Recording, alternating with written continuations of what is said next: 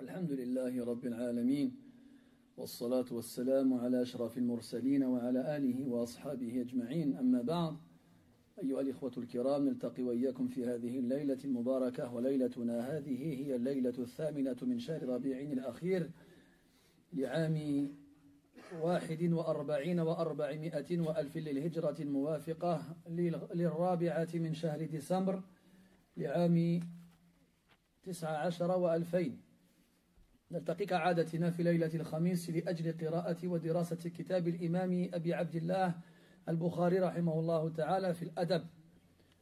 وقد قمنا بقراءة الحديث السادس والثلاثمائة في الدرس السابق، ولم يكن لنا من الوقت ما يكفينا لترجمة الشرح، فلنبدأ بترجمة الشرح إن شاء الله تعالى قبل أن نصل الحديث مع الباب الذي يليه بإذن الله تعالى.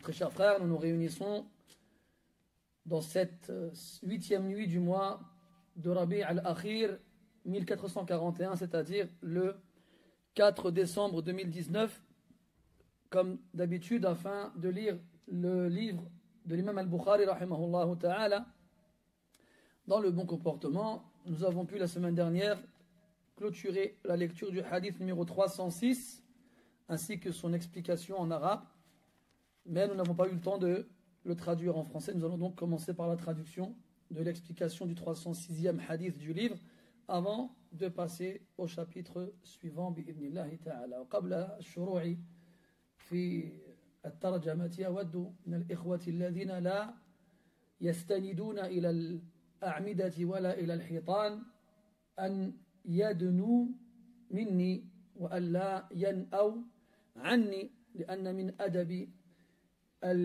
أو مجالسة المتحدث لا سيما في المسجد أن يكون أقرب إليه بقدر الإمكان. Je demanderai aux frères qui ne sont pas adossés à un mur ou à un pilier et qui assistent au cours de bien vouloir s'approcher et de ne pas rester trop loin. يلا تحركوا. تقعد كبسة تضرب بالعربية ما يفهموش، تضرب بالفرنسية ما يفهموش، وتراهم ينظرون إليك وهم لا يبصرون. Allez, approchez. Mettez-vous là. Yalla. Celui qui a mal au dos, il est fatigué, il veut le mur, il khalé. Celui qui n'a pas de problème de dos et qui ne s'appuie pas contre quelque chose, alors qu'il s'approche. Barakallah. Ça fait partie du comportement dans l'assise de s'approcher de celui qui parle et de ne pas être loin. Quand tu vas au cinéma, si tu vas au cinéma, est-ce que tu arrives, la salle elle est vide et tu t'assois au fond? Tu fais ça. Et on s'assoit tous devant. On a peur qu'il y ait quelqu'un avec une grosse chevelure et s'assoit devant soi. On veut qu'il n'y ait personne qui nous gêne. Il faut que je me transforme en monstre vert, ben je te glisse de ou là. Là. Surtout quand la particularité dans les mosquées, les cours et tout ça, c'est qu'on ne s'assoit pas proche de la personne qui parle pour son apparence physique. On s'en fiche à quoi il ressemble. Ce qui compte, c'est ce qu'il va nous dire. عرفتوا شنو اللي أخر الناس في هذا الزمان؟ هذا. بكري لما لم تكن هذه الآلات موجودة كان الناس يكادون يقتتلون أيهم يكون أقرب إلى المتكلم. Vous savez qu'est-ce qui a cassé cette envie de se retrouver le plus proche de celui qui parle? Ce sont ces appareils. تلاحظون أننا نستخدمها وإن لم يوجد في المسجد إلا أفراد قليلة. Vous avez remarqué qu'on s'en sert même si dans la mosquée il n'y a que très peu de monde. Parce que là, si je l'éteins, vous allez m'entendre. Mais on s'en sert quand même. Alors comme machallah, il y a des baffes qui rendent le son bien fort, les gens se disent, c'est pas la peine d'être à côté. J'entends très bien ce qu'il dit. On préfère être plus proche de la baffe que de celui qui peut te mettre une baffe. Hein? طيب. على كل حال, je ne mettrai pas de baffe, hein, rassurez-vous. Des fois, je fais des blagues comme ça, les gens ils prennent au sérieux. Hein. Ils me regardent bizarrement comme ça. Non, je mettrai des baffes à personne. Ne vous inquiétez pas. Sauf celui qui parle pendant que je parle. Taïb. La semaine dernière, donc, on a lu deux hadiths qui se ressemblaient assez, et on a insisté beaucoup sur la fin du deuxième hadith, sur un point important. Puis après, la fin était la même que celle du hadith précédent. Et on n'a pas eu le temps de faire la traduction. Nous allons donc la faire avant de reprendre au hadith suivant, Inch'Allah ta'ala. Donc le hadith est rapporté par Saïd ibn Abi Bourdah, d'après son père, d'après son grand-père, que le prophète sallallahu alayhi wa sallam a dit: il incombe à chaque musulman de s'acquitter d'une aumône. Donc il est obligatoire pour chaque musulman de s'acquitter d'une aumône. C'est une obligation. Et là on ne parle pas de l'aumône obligatoire, zakat al-mal. J'avais fait une longue parenthèse sur zakat al-mal. Et là les gens ils étaient intéressés. Ils commencent à poser des questions et tout ça. Et là tu vois, subhanallah, à quel point on a un manque dans un des deux piliers de l'islam les plus importants après la shahada, az-zakat. Et subhanallah, aujourd'hui, avec l'argent qu'on a, avec les dépenses qu'on fait, avec les comptes en banque, on n'en a pas qu'un, on a plusieurs chacun. Les vacances qu'on prend quasiment tous les ans, il y a des gens qui ne pensent même pas à payer la zakat. Et quand on leur pose des questions sur la zakat, on se rend compte qu'en plus de ne pas penser à poser des questions sur la zakat, ils ne se sentent même pas concernés par l'obligation de la zakat. Alors que dans le Coran, on a 3 couples qu'on ne sépare quasiment jamais. 3 couples qu'on ne sépare quasiment jamais. Premier couple, as-salatu wa az-zakat. Quasiment chaque fois qu'Allah parle de la prière dans le Coran, il l'accompagne de la prière, de la zakat. Wa aqimu as-salah wa atu az-zakat. C'est quoi les deux autres couples? Là. أيوة أحسنت. آمنوا وعملوا الصالحات. الإيمان والعمل الصالح. طيب il reste encore un couple. ما هو؟ حد يعرف؟ أحسنت. فتح الله عليك. Donc الصلاة والزكاة. الإيمان والعمل الصالح. طاعة الله ورسوله عليه الصلاة والسلام. Ces trois-là, ces 3 couples viennent غالبا, en général, dans le Coran ensemble, sans les séparer l'un de l'autre. Az-zakat. Et là, on ne parle pas de l'aumône obligatoire. La semaine dernière, j'ai fait un petit test, j'ai posé quelques questions pour voir si les gens connaissaient les bases hein, de ce qui leur est obligatoire dans Az-zakat. Et on se rend compte qu'il y a un grand naqs azim jiddan, un énorme manque. Alors que قد تجب عليك وأنت لا تدري. Ça se trouve, elle est obligatoire pour toi et tu ne le sais même pas. ولا تعذر في هذا بالجهل. Et ton ignorance ne sera pas acceptée comme excuse si tu arrives devant Allah Azza wa Jalla sans avoir payé la zakat alors que tu devais le faire. طيب هنا يقول عليه الصلاة والسلام على كل مسلم صدقة. Il incombe à chaque musulman de s'acquitter d'une aumône. Cette aumône, elle est générale. On avait vu la semaine dernière que la forme de la phrase indiquait l'obligation malgré l'absence de verbe à l'impératif. Alors que la base de l'expression de l'obligation dans la parole d'Allah Azza wa Jalla et de son prophète sallallahu alayhi wa sallam, c'est l'emploi du verbe à l'impératif. Là, il n'y a pas de verbe. Ala kulli muslimin sadaqatun. On avait dit que c'était ce qu'on appelle ismu fi'l al-amr. C'est une formule en arabe qui a le sens du verbe à l'impératif et qui indique le même sens, l'obligation. Pour fermer la porte à ceux qui pensent que ce qui est obligatoire ne s'exprime que par le biais d'un verbe à l'impératif, ce qui est faux. On peut exprimer une obligation sans employer de verbe. Comme dans le verset où Allah subhanahu wa ta'ala dit والمطلقات يتربصن بأنفسهن ثلاثة قروء. Et les divorcés doivent observer une période de viduité de 3 menstrues consécutives. Là, j'ai traduit en français en disant doivent, qui indique l'ordre. Mais en arabe, il n'y a pas ce verbe-là. On a une phrase nominale, de laquelle on comprend l'obligation. Donc il y a plusieurs façons d'exprimer l'obligation, et pas qu'une seule.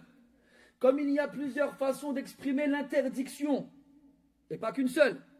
C'est pour ça qu'il ne faut pas, quand tu lis le Coran ou la Sunna, sans connaître ces différentes formes, te précipiter et venir dire haram alors que ça ne l'est pas, ou bien wajib alors que ça ne l'est pas, ou me dire l'inverse. Me dire il n'y a rien qui l'autorise, qui le rend obligatoire, ou bien il n'y a rien qui l'interdit, comme on peut l'entendre aussi très souvent aujourd'hui. Donc ici, le Nabi sallallahu alayhi wa sallam, il nous dit ala kulli muslimin sadaqatu. Tout, kul min alfaz al-umum, fait partie des termes qui indiquent la généralité. Et on ne peut exclure un individu de la généralité sans preuve. S'il n'y a pas de preuve, alors on n'exclura personne. Ce qui signifie que cette obligation incombe à tous les musulmans, que ce soit des hommes ou des femmes, des petits ou des grands, des libres ou des esclaves. Tous les musulmans, quels qu'ils soient, doivent s'acquitter de cette aumône. قال أحد الحضور, un de ceux qui étaient présents, il a dit أفرأيت إن لم يجد. Et si ce musulman ne trouve pas de quoi faire l'aumône? Donc là, on comprend que le public a compris le mot sadaqa ala zahiriha, selon son sens qui nous vient à l'esprit. L'aumône, c'est-à-dire le fait de donner ce qu'on possède, que ce soit de l'argent, que ce soit un vêtement, que ce soit des aliments, donner. Donc on lui demande, et si on ne trouve rien à donner, qu'en est-il? Il a répondu alayhi salatu wassalam, فَلْيَعْمَلْ فَلْيَنْفَعْ نَفْسَهُ وَلْيَتَصَدَّقْ. Qu'il travaille, que celui qui n'a pas n'aille pas dire je ne peux pas donner, j'ai pas. Non, qu'il aille travailler, qu'il aille retrousser ses manches, qu'il aille gagner de l'argent. فَلْيَنْفَعْ نَفْسَهُ, أولاً, qu'il commence par lui-même, en subvenant à ses besoins, en s'éloignant de la demande des gens. لأن يظل المسلم عفيفا لا يتكفف الناس خير له من أن يتذلل لهم فيمد إليهم يده. Que le croyant reste à l'abri de la mendicité, digne, est meilleur pour lui que de s'humilier et de tendre sa main vers les gens. Donc qu'il travaille et qu'il soit utile à lui-même, qu'il subvienne à ses besoins, quand il aura subvenu à ses propres besoins, et ceux qui sont à sa charge, comme son épouse, ses enfants, ses parents, s'ils ne peuvent pas se subvenir à leurs propres besoins, quand il aura fait cela, alors qu'il fasse l'aumône. قال أفرأيت إن لم يستطع أو لم يفعل. Qu'en est-il? Que dis-tu? Que vois-tu si cette même personne-là ne peut pas travailler? Parce que là, le prophète a donné comme alternative al-amal, le travail. Il va travailler. Amma il dit je ne peux pas faire l'aumône parce que je ne travaille pas. Eh bien, va travailler. Et là, il y a deux cas. Soit il ne peut pas travailler parce qu'il n'y a pas de travail, même s'il a les moyens physiques de le faire, ou soit il ne peut pas travailler parce qu'il n'a pas les moyens physiques de le faire. كان يكون ضعيفا مريضا عاجزا عن حمل الأثقال أو ما أشبه ذلك. أرأيت إن لم يستطع أو لم يفعل. S'il ne peut pas le faire ou il ne le fait pas, ماذا عليه؟ قال عليه الصلاة والسلام ليعن ذا الحاجة الملهوف, qu'il aide donc le lam qui précède le verbe ici, li yu'in, lamu al-amr. Lamu al-amr, le lam de l'impératif, donc qui indique l'ordre. Qui l'aide, dhal haja. Dhal haja, c'est le besogneux, celui qui est dans le besoin. Al-malhouf, sabaqa تعريف هذه العبارة قلنا عفوا أن معناها المظلوم المتحسر الذي هو في غاية الحاجة إلى أن يعان. Donc on avait vu déjà précédemment que le malhouf, c'est celui qui était dans la détresse absolue, celui qui a un besoin énorme qu'on l'aide, celui qui est victime d'injustice, celui qui ne sait pas quoi faire, ni comment faire. Donc quand on voit quelqu'un dans le besoin malhouf, celui qui n'a pas d'autre issue, qui est vraiment dans la détresse absolue, alors qu'on l'aide. Et en l'aidant, alors on aura fait cette aumône qu'on doit faire tous les jours. قال أفرأيت إن لم يستطع أو لم يفعل. Pareil, pour aider quelqu'un dans le besoin, la détresse, physiquement, il faut en avoir les moyens aussi. L'aider à porter ses affaires, l'aider à récupérer son bien, l'aider à payer sa dette, l'aider à travailler, l'aider à le sortir de son problème, ça demande une capacité physique aussi. Et ce n'est pas tout le monde qui l'a. وسبق معنا كذلك أن من قواعد الشرع أنه لا واجب مع العجز. On a vu aussi précédemment que parmi les règles juridiques de notre religion, c'est qu'il n'y a pas d'obligation avec l'incapacité. Allah Azza wa Jal ne charge pas une âme d'une tâche si elle n'est pas capable de l'accomplir. La yukallifu Allahu nafsan illa wus'aha. Donc chaque fois qu'on leur propose une chose, eh bien, si jamais la raison pour laquelle on ne peut pas la faire, c'est la capacité, alors on leur proposera une autre chose. أرأيت إن لم يستطع أو لم يفعل قال فليأمر بالمعروف وفي رواية زاد ولينهى عن المنكر. Qui leur donne le bien et qui l'interdise le mal. Donc واحد لا قدرة له أو لا مال له حتى يتصدق ولا قدرة له على العمل لينفع بهذا العمل عفوا نفسه وغيره ولا قدرة له على إعانة ذي الحاجة الملهوف ماذا يبقى له الأمر بالمعروف والنهي عن المنكر. Donc quelqu'un qui n'a pas les moyens financiers de s'acquitter d'une aumône tous les jours et qui n'a pas les moyens physiques de travailler et de subvenir à ses besoins et d'aider les autres. Quelqu'un qui n'a pas les moyens physiques de venir en aide à celui qui est dans la détresse et dans le besoin. Que lui reste-t-il? Il ordonne le bien et il interdit le mal. Et là aussi, on avait fait une parenthèse. On avait dit que, oui, ordonner le bien et interdire le mal font partie des actions les plus méritoires dans l'islam. قال الله عز وجل كنتم خير أمة أخرجت للناس تأمرون بالمعروف وتنهون عن المنكر وتؤمنون بالله. Vous êtes la meilleure des communautés qui est surgie parmi les gens. Vous ordonnez le bien, interdisez le mal et croyez en Allah.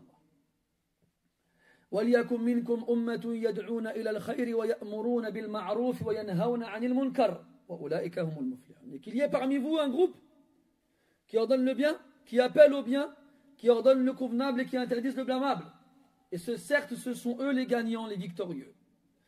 Et bien, ordonner le bien et interdire le mal font partie des devoirs des musulmans et font partie en même temps des actions les plus méritoires et qui apportent le plus de récompenses. Mais, pour l'accomplir, il y a des conditions. ليس على كل أحد أن يقوم بهذا العمل جزافا يتخبط فيه تخبط عشواء. Ça, il ne convient pas à n'importe qui de le faire. De le faire de façon désordonnée et n'importe comment. Et c'est malheureusement ce qui arrive beaucoup aujourd'hui. Il y a des conditions. Il y a des conditions pour ordonner le convenable et interdire le blâmable. ومن أهم الشروط العلم بما هو معروف شرعا ومنكر شرعا. Parmi les principales conditions, pour ne pas dire la principale, c'est de savoir ce qui est convenable dans notre législation et ce qui ne l'est pas, pour pouvoir l'ordonner ou interdire. Aussi, il faut savoir si cet acte-là qu'on veut ordonner ou interdire est un mal ou un bien sur lequel il n'y a pas de divergence. وهذا يفيد وجوب معرفة الخلاف. Et ça nous fait comprendre qu'on a l'obligation de connaître la divergence. وكما قلنا ليس كل خلاف له حظ من النظر. Aussi, ce n'est pas toutes les divergences qui sont reconnaissables,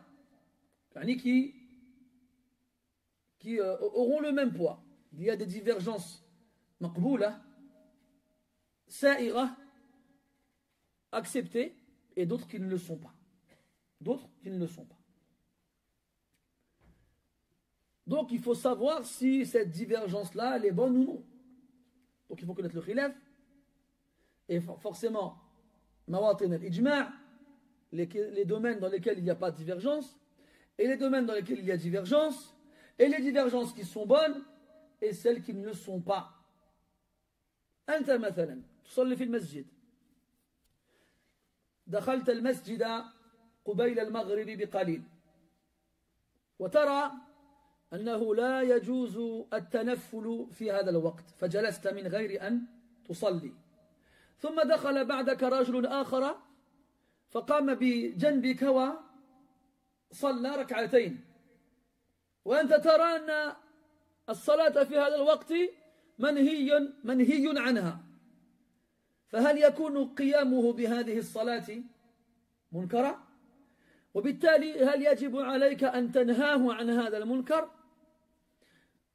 Exemple très récurrent aujourd'hui, tu rentres à la mosquée quelque temps avant Al-Maghrib, c'est pas encore eu l'adhan, et tu vois, comme la majorité des fuqaha, que prier une prière surérogatoire à ce moment-là n'est pas permis. Alors tu t'assois directement sans prier. Juste après toi, quelqu'un rentre dans la mosquée et se tient debout à tes côtés et prie. Pour toi, ce qu'il fait, c'est interdit. Est-ce que c'est un mal qu'il faut interdire? La réponse est non. Ce n'est pas un mal qu'il faut interdire parce que c'est une question à divergence. Même si cette personne-là qui priera devra prendre en compte la majorité des gens qui sont avec lui. C'est-à-dire que si la majorité des gens dans la mosquée où il se trouve ou le pays où il est voient qu'on ne prie pas à cette heure-là, alors tu ne pries pas à cette heure-là. Mura'atan linnas, pour considérer la majorité. وهذا فقه يفتقده كثير من الناس. Ça c'est une science que peu de gens possèdent et connaissent. يظن بأن رأيه بسنية هذا الفعل يبيح له القيام به بغض النظر عن أحوال الناس، وهذا غلط وخطأ، بل يجب عليه أن يراعي الناس وألا يأتيهم بما لا يعرفون حتى لا يشوش عليهم. Beaucoup de gens pensent, ils vont lire dans un livre ou entendre un savant parler d'une chose, il va leur dire c'est une sunna. C'est bien de la faire. Alors lui, il va l'appliquer coûte que coûte, sans jamais faire attention aux gens autour de lui, il s'en fiche. Il s'en fiche. Alors que c'est une erreur. On doit prendre en compte les gens autour de nous, on ne doit pas les perturber. Ibn Battuta, الخطاط شو اسمه المؤرخ المعروف الخريت المعروف يحكي في بعض كتبه أنه سافر إلى الشام. وابن بطوطة كان مغربيا وكان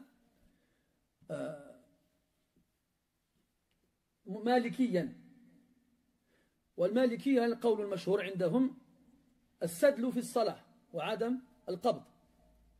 فلما دخل الشام وأراد الصلاة في مسجد من مساجد الشام صلى بالسدل، والناس هناك ما كانوا يرون أحدا يصلي بالسدل إلا رأوه شيعيا، لأن الشيعة كذلك يصلون بالسدل، فاستنكروه. ولما فرغ من صلاته كادوا يهجمون عليه، قالوا له من أين أنت ومن أين أقبلت؟ قال أنا من المغرب. لماذا تصلي بهذه الهيئة؟ أنا مالكي. خشينا أن تكون من الشيعة لما رأيناك تصلي مثل صلاتهم. فلا ينبغي أن تدخل على طائفة من الناس وقد اعتادوا هيئة معينة من العبادة وتقوم بهذه العبادة على غير ما ألفوه، فتكون قد شوشت عليهم، وهذا منهي عنه. وقد تقرر عند الفقهاء أن اجتماع الناس على قول مرجوح خير لهم من تفرقهم على قول راجح.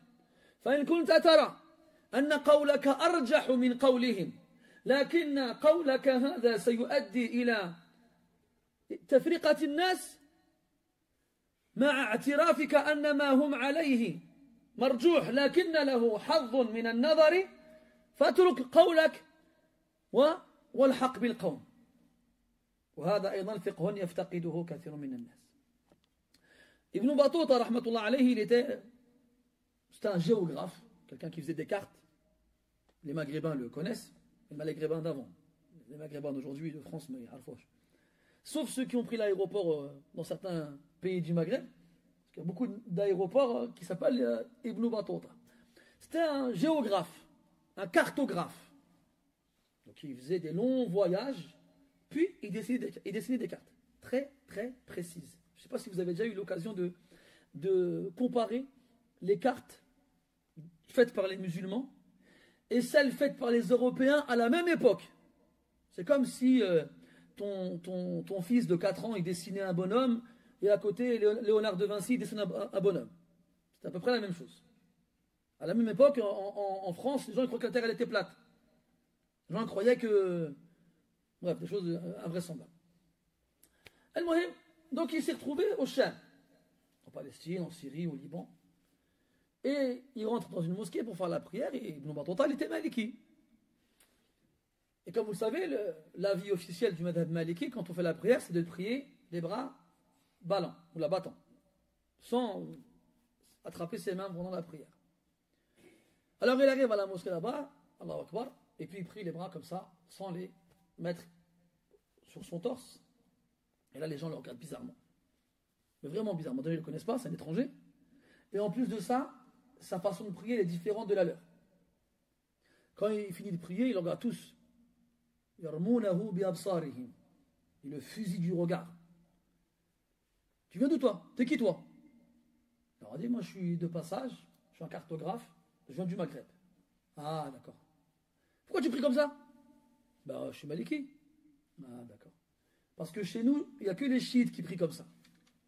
Et entre nous et eux, ce n'est pas l'amour. Donc ils ont failli, entre guillemets, lui faire du mal, parce qu'ils ont pensé qu'il était chiite, parce que les chiites aussi prient les bras comme ça. Donc ils ont perturbé.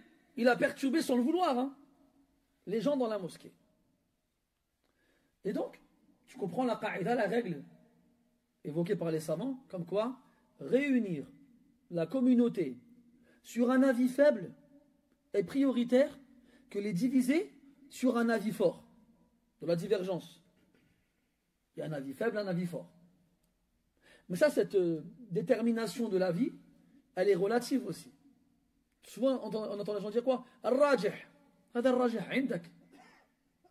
وما يترجح عندك قد لا يترجح عند غيرك.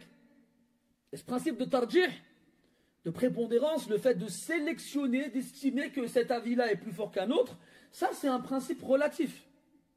Ce qui est rajih chez moi ne sera pas forcément rajih chez toi. Et très souvent ça, on a eu des débats de ce genre-là avec des gens avant. On nous dit ah, pourquoi tu fais ça? Ben écoute, parce que tel savant il a dit qu'il fallait le faire. Ouais mais akhi, rajih c'est ce que l'autre savant il a dit. Non, rajih chez toi, pas chez moi. Ou tu vas m'imposer à toi ton rajih, ton tarjih, à toi, tu n'as pas le droit de m'imposer ton tarjih. Surtout quand tu n'es pas ahl, les tarjih. Quand tu n'es pas digne, quand tu n'as pas la compétence pour faire cette chose-là.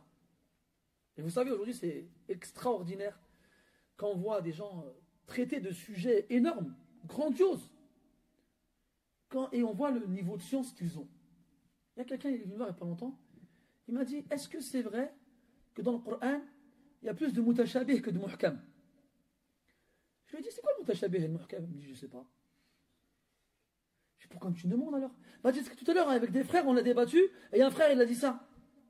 Et toi, t'as dit quoi? Je lui ai dit, ben, je vais demander. Non, mais tu aurais dû demander, c'est quoi le mutashabih et le muhkam avant de vouloir demander autre chose. C'est exceptionnel quand même ça. Et il y a des gens qui ne parlent pas l'arabe, ne connaissent pas le Coran, ils n'ont pas étudié ce qu'on appelle al-usul, mais ils débattent dans des choses de ce genre-là. Voilà, ça c'est ajabul ujab. Ajabul ujab. Et then, on revient à la fameuse mas'ala. Toi, tu es chez toi, tu as acheté un livre à la librairie du coin, en français, il y a 4 pages dedans, ça y est, tu es devenu un savant. Et tout ce que tu as trouvé dedans, c'est le haqq al-mubin alladhi la yajuzu khilafuhu. C'est la vérité absolue qu'il n'est pas permis de contredire. Alors tu arrives à la mosquée, tout le monde fait la même chose, mais toi, tu t'en fiches. C'est comme ce truc-là qui me fait des frissons dans le corps pendant la prière. Le ta'min. Donc on lit la Fatiha. Après on finit la Fatiha, tout le monde dit Amin en même temps. Et quand tout le monde arrête, il y en a un qui dit Amin tout seul. Wahdo. Je comprends pas, mais je comprends pas, wallah. Ça, je trouve ça exceptionnel. Même, vraiment, moi je vous donne mon avis, je trouve que dans ça, il y a de la riya. Moi, je trouve que dans ça, il y a de la riya. Il y a de l'ostentation. C'est vraiment de la soum'a. Écoutez-moi, regardez-moi, je suis tout seul. Normalement, quand bien même, hatta walau tarajjaha ladayka أن الانفراد بالتأمين هو الحق فخافت بتأمينك بقدر ما تسمع به نفسك حتى لا يسمعك من بجنبك فكيف لو سمعك من كان في الصفوف الأخيرة والمسجد مكتظ من الناس والله شيء عجيب هذا. Quand bien même, tu vas me dire, ouais, mais Akhi, Cheikh Foulan, il a dit, d'accord, oui, on sait, on a compris, on sait dans quel livre tu as lu ça, on sait même qui l'a dit, 20 ans on sait ça. Alors, est-ce que tu penses que ça te donne le droit, tout seul, de khalaf la jama'a? Tout seul? Subhanallah. À ce moment-là, fais-le à voix basse. Au moins, tu veux le faire tout seul, la haraj, la nanhaka, on ne t'interdit pas de le faire. Lakin, fais-le à voix basse. Mais que tu le fasses à voix haute jusqu'à ce que le dernier dans le dernier rang il t'entende, il y a quelque chose là, tu veux qu'on t'entende en fait. Tu es en train de dire, moi je ne suis pas comme vous, moi je ne suis pas votre qawl. Un jour pendant l'Aïd, avant la prière de l'Aïd. Donc les gens ماذا يفعلون؟ يكبرون ويسبحون كما تعلمون. Qu'est-ce que les gens font avant salat l'Aïd? Ils font le takbir, takbirat l'Aïd. Allahu Akbar, Allahu Akbar. Imagine-toi une mosquée pleine de gens en train de faire takbir. Ils sont 600, 700, 800. Il y en a un tout seul. Il se lève et dit Wa kullukum ala bid'atin munkara. Wa Allahu Akbar. Il y en a un, il se lève et dit vous êtes tous en train de faire une bid'a, une innovation détestable. Il est courageux. Il est courageux. Alors, moi j'arrive à ce moment, c'est moi qui allais faire Salat l'Aïd. Et je le vois en train de se faire. De se disputer avec les gens. on aurait dit, je sais pas moi, oui. Qu'est-ce qui se passe? Vous battre, c'est le jour de l'Eid. Qu'est-ce qui se passe? Et là, le jeune, il me dit, ils font tous une bid'a. Ah, je fais, ouais. Qu'est-ce qu'ils font comme bid'a? Il me dit, ils font takbir en même temps. Parce que donc lui, il a dit qu'il faut que chacun il fasse takbir wahdo. Il ne faut pas faire ça en groupe. Je dis non, c'est faux ce que tu dis. Que tu vois, yallah, ala fard, supposons, tu vois que c'est bid'a toi. Est-ce que هل تستطيع أن تجزم أن قولك هذا هو المعتمد الذي لا يجوز خلافه? Est-ce que tu peux assurer que l'avis que tu vois comme étant le plus juste est l'avis majoritaire, écrasant, qu'il n'est pas permis de contredire? Là, il me dit, ouais, mais Akhi, Cheikh Foulan, il a dit, si on dirait, voilà, on dirait la Oumma avec deux Cheikhs dedans, on dirait. Et quand ta seule Umda, ta seule référence, c'est un Cheikh, il est encore vivant, tu ne peux pas venir nous dire à nous, on suit les salafs, alors que la seule référence que toi, c'est un Cheikh, il est encore vivant, il a eu son diplôme il y a 15 ans. C'est pas possible. Alors que les références que ces gens ils ont, c'est des imams, ils sont morts depuis plus de 1000 ans. C'est ma'koul. Je fais akhi ma alayhi jumhur salaf yuwafiqu ma ala haula innas. Tu sais, les plus prédécesseurs que tu prétends suivre, toi, eh ben, ils sont en accord avec ces gens-là que tu prétends être dans l'erreur. Alors je vais évoquer la parole de l'imam Malik, que Yahya ibn al-Layth il a rapporté dans sa riwaya de Muwatta. Je lui ai rapporté la parole de l'imam Shafi'i dans le je lui ai rapporté la parole de Ibn Qudama dans le Mughni. Ah bon, je savais pas. Ah, tu savais pas. Eh ouais, tu sais pas? Eh ben, coupe ta respiration. Comme on dit chez nous, hein? Avale ta bouche. Imagine quelqu'un il avale sa bouche. La petite bouche. Ben, avale ta bouche. Il vient, il dit putain, il s'énerve avec tout le monde, et il n'est même pas au courant. Donc, pour savoir que quelque chose est un munkar, un mal, il faut que tu sois sûr que c'est un munkar chez tout le monde. Et on a dit tout à l'heure, la yajuz al-inkar fi masail al-ijtihad. Le reproche dans les questions qui sont le fruit de la réflexion n'est pas permis. Et les masail dans le din, qisman. Ma huwa qat'i wa ma huwa mahal ijtihad. Il y a deux types de questions de jugement dans notre législation. Ce qui est formel, ce dans quoi il n'y a pas de divergence, et ce qui est le fruit de la réflexion humaine. Il y a un ijtihad, il y a eu un effort de réflexion. Les ulama ont pris les adillah, puis ils ont fait une conclusion, une réflexion, et ils sont arrivés à un résultat. Et ce résultat-là, comme il est le fruit de la réflexion humaine, c'est rare que l'ijtihad soit mahal ijma', c'est très rare.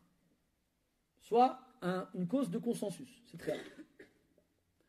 Et on a dit tout à l'heure qu'il ne faut pas dire non plus que toutes les divergences, on n'a pas le droit de faire des reproches dessus. Non, il y a des divergences qui sont acceptées et d'autres qui ne le sont pas.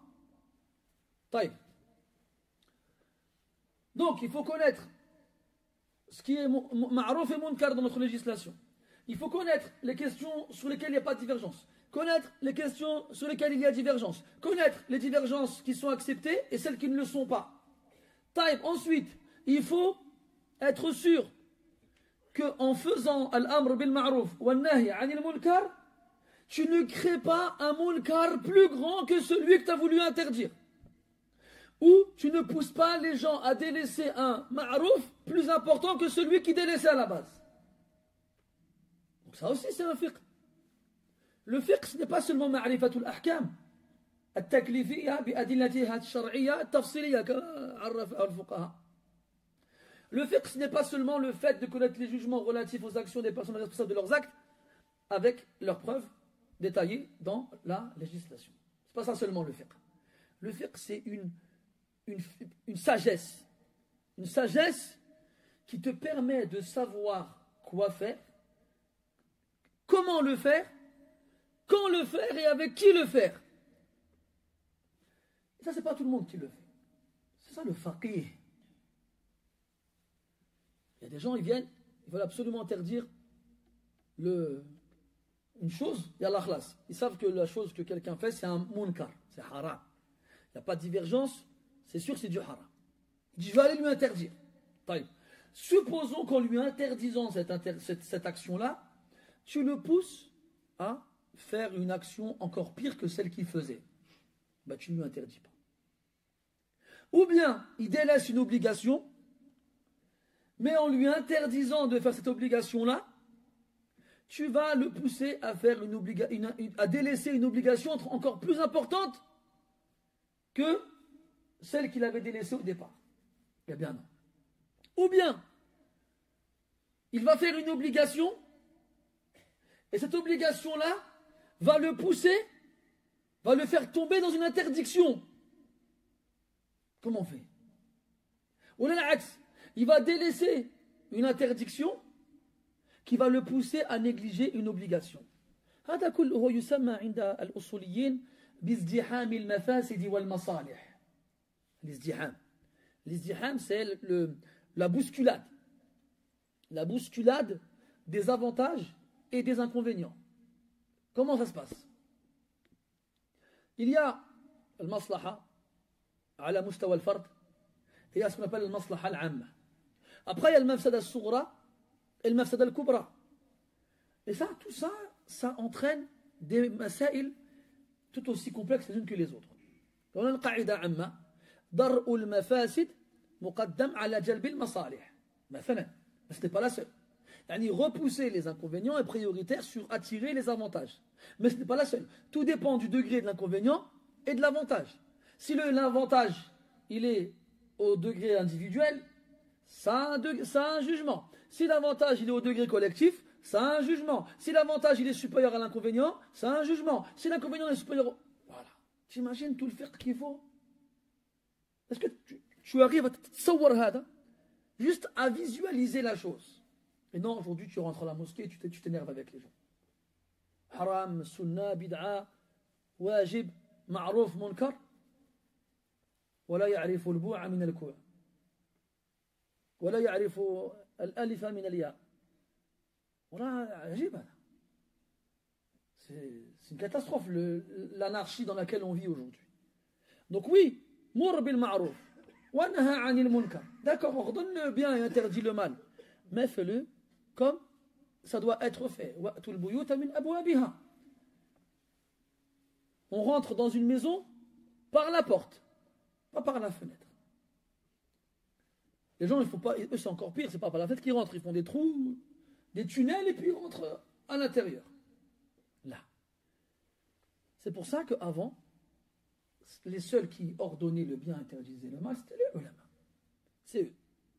Et tout le monde est dépendant d'eux. Même hatta al-hukam, même les gouverneurs, alladhina yunaffidhuna ash-shar', ceux qui exécutent, qui appliquent cette législation-là, sont dépendants des ulama. Parce que c'est rare d'avoir trouvé quelqu'un, jama'a bayna al-hukma, bayna al-hukmi wal-ilm. C'est rare d'avoir trouvé des gens qui ont réuni les deux. قد لا يحصون على أصابع اليد الواحدة. Peut-être même qu'on n'arrivera pas à en compter 5 sur la même main. Peut-être. Peut-être.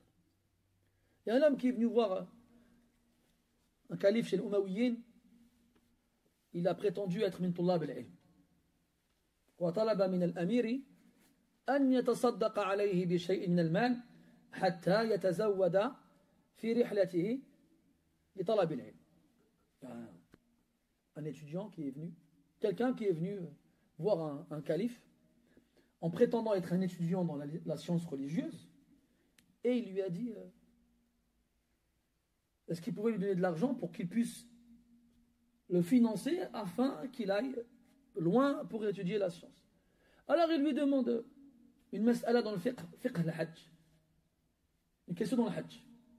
Quelqu'un مثلا يقلم وظافره وهو محرم ماذا عليه؟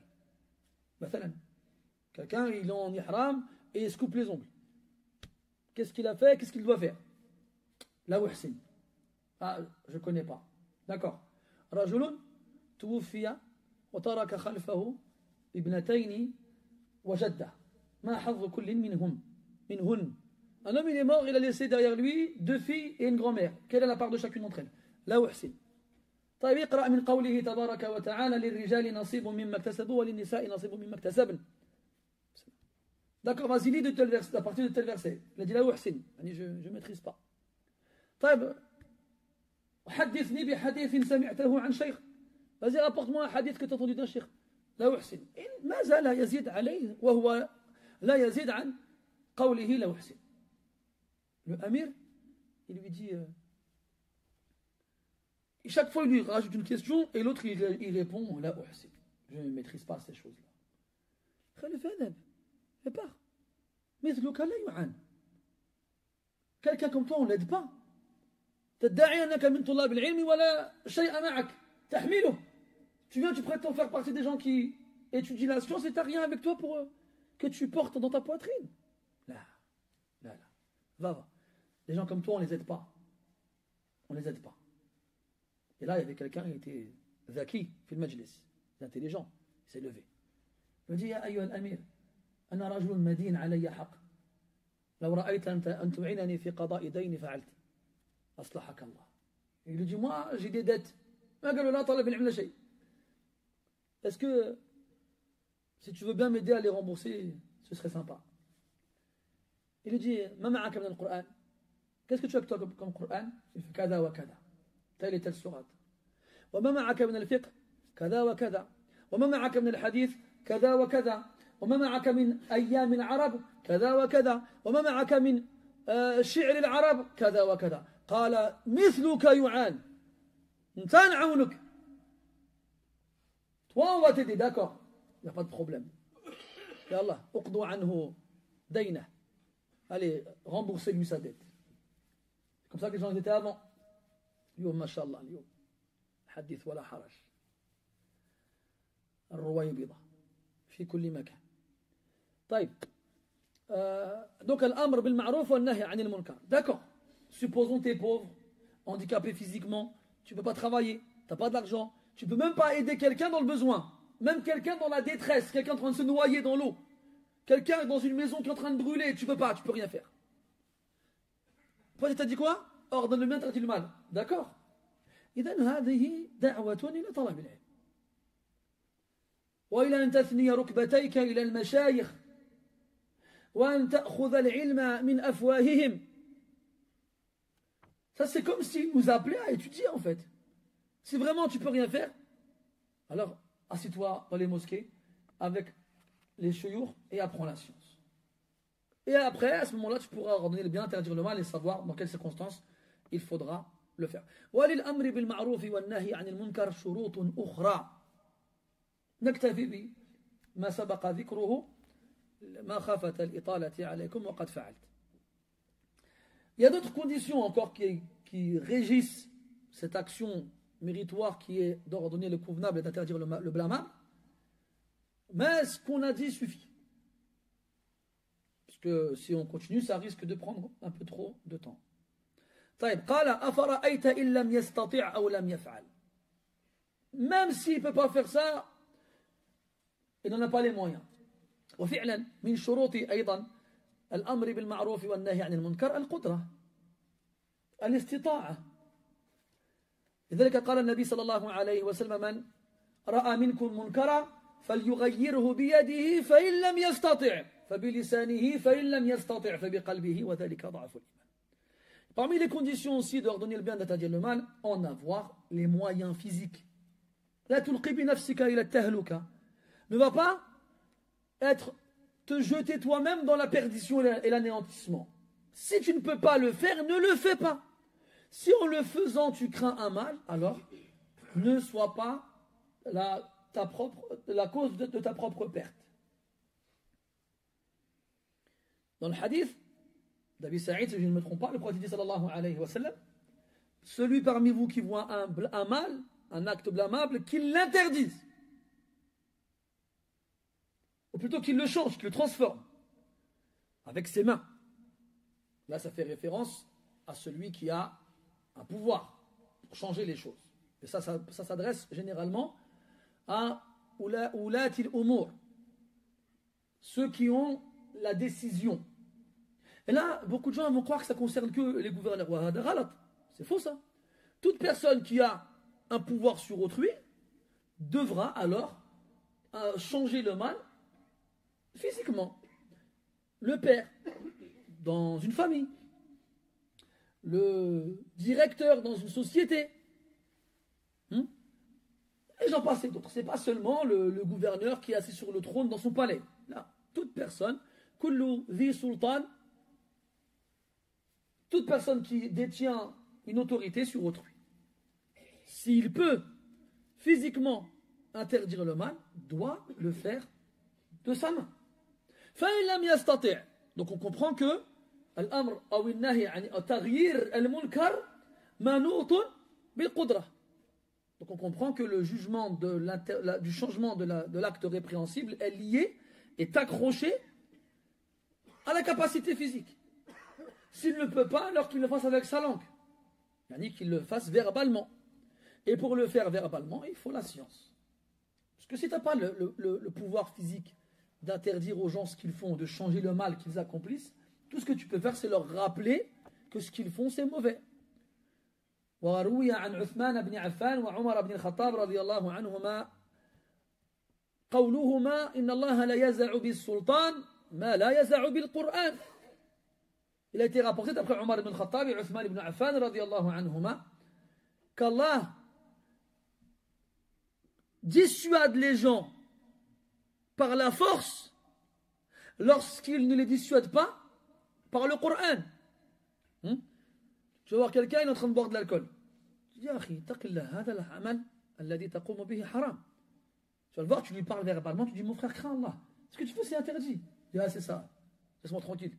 Tu peux rien faire. Mais si, par exemple, la police, elle passe et elle embarque tous les ivrognes, il va le voir, la police, il va s'arrêter de boire. Parce que la répercussion, elle est concrète, elle est directe, elle est réelle. Mais comme nous, les répercussions avec lesquelles Allah nous menace dans le Coran, elles ne sont pas palpables, on ne les sent pas tout de suite. Alors, on se dit quoi? C'est bon, vas-y. C'est pas grave. Donc celui qui n'est pas dissuadé de faire le mal par le Coran, le sera par as-sultan, par la force.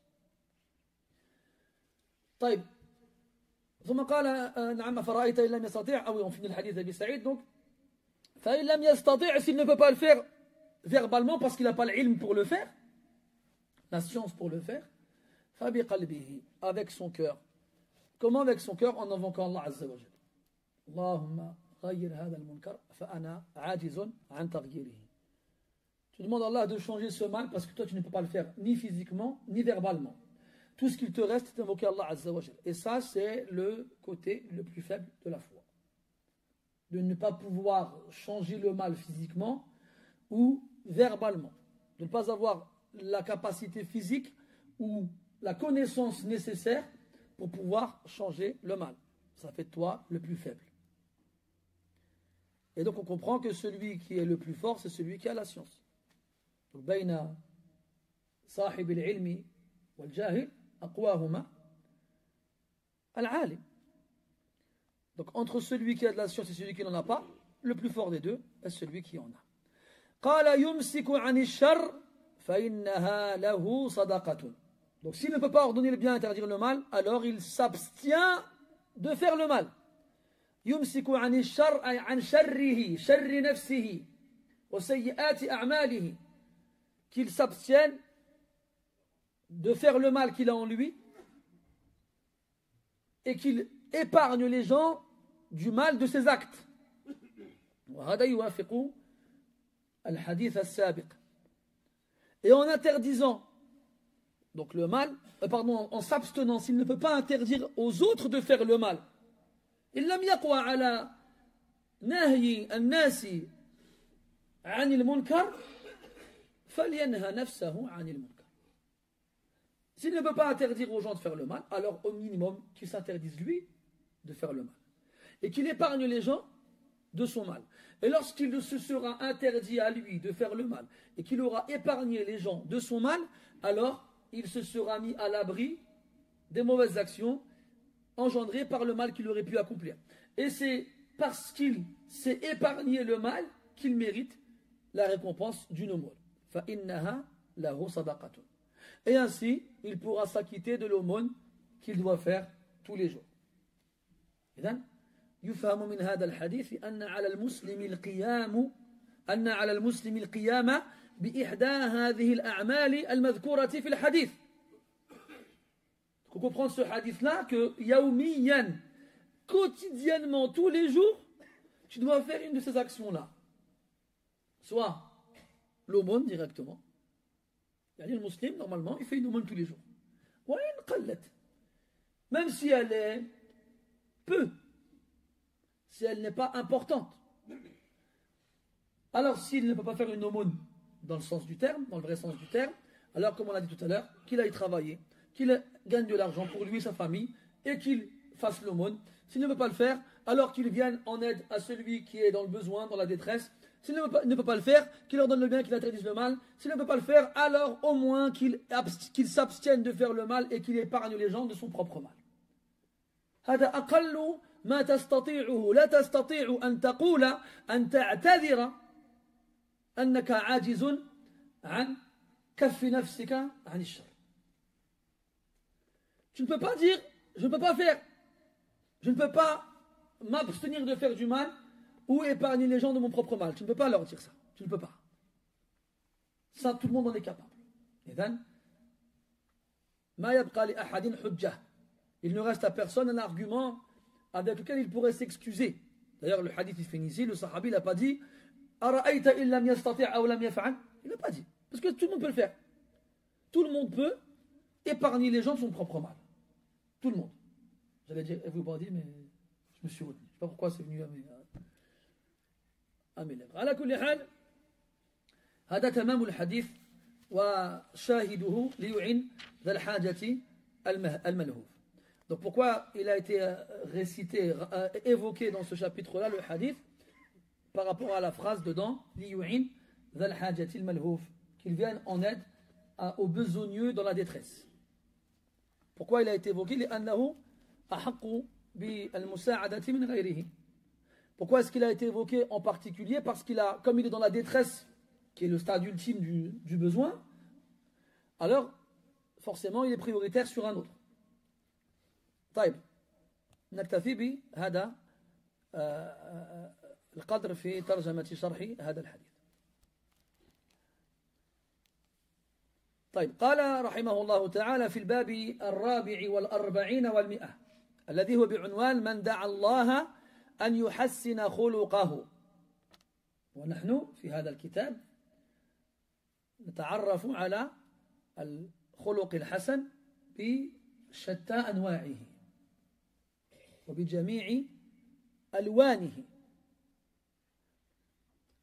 ومر معنا أن الله تبارك وتعالى يقسم الأخلاق كما يقسم الأرزاق، فلا سبيل إلى أن تتخلق بالأخلاق الحسنة الفاضلة إلا أن يكون الله تبارك وتعالى قد قدر عليك أن تكون حسن الخلق. لذلك يجب عليك أن تدعوه أن يرزقك مكارم الأخلاق. ولولا ذلك ولو اجتهدت طيلة حياتك لما استطعت أن تكون من أصحاب الأخلاق الفاضلة. فالفضل عائد إلى الله تبارك وتعالى أولا وآخرا. له الأمر من قبل ومن بعد، وله الحمد في الأولى والآخرة، وله الحكم وإليه ترجعون سبحانه وتعالى. On passe maintenant au 144e chapitre de ce livre-là, dans lequel on apprend ensemble le bon comportement sous toutes ses formes et ses couleurs variées et différentes. Il a comme titre ce chapitre-là, celui qui invoque Allah Azza wa Jal à ce qu'il lui Comment on va traduire? Comment on va conjuguer le verbe parfaire au subjonctif? Bon, quand tu as des galères dans la conjugaison, cherche une autre phrase. Donc il demande, celui qui demande à Allah de lui améliorer son comportement, de lui parfaire son comportement, de le rendre meilleur. On ne va pas dire un truc bizarre, après on me regarder bizarrement. Al-Muhim. Ce qu'on a vu précédemment dans un chapitre, qu'Allah subhanahu wa ta'ala partageait les attitudes, éthiques, comportements parmi les gens, comme ils partageaient leur subsistance. Comme c'est Allah subhanahu wa ta'ala qui écrit et qui choisit et décide ce que toi tu auras, est-ce que moi j'aurai, est-ce que tu n'auras pas, est-ce qu'il n'aura pas. Et bien de la même façon, Allah subhanahu wa ta'ala, il donne à qui il veut le bon comportement.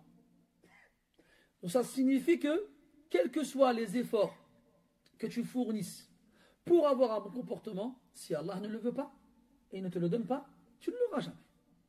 Tu ne l'auras jamais. Alors,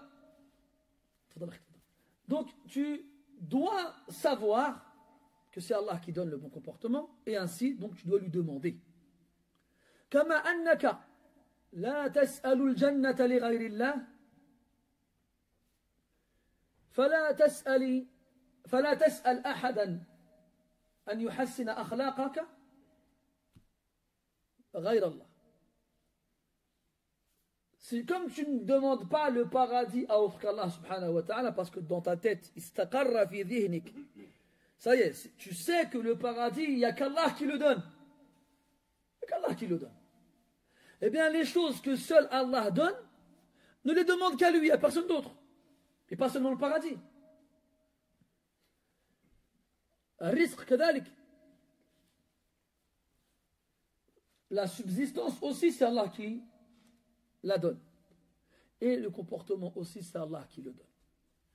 Donc avant de te fatiguer, de t'épuiser, de t'éreinter pour changer ton comportement en voulant l'améliorer, ne mets pas la charrue avant les bœufs et demande à Allah de te faciliter cette action-là. Et ainsi, tu sais que le mérite ne revient qu'à Allah Azza wa Jal. Car la décision lui appartient au départ et à la fin, comme la louange lui revient ici-bas et dans l'au-delà.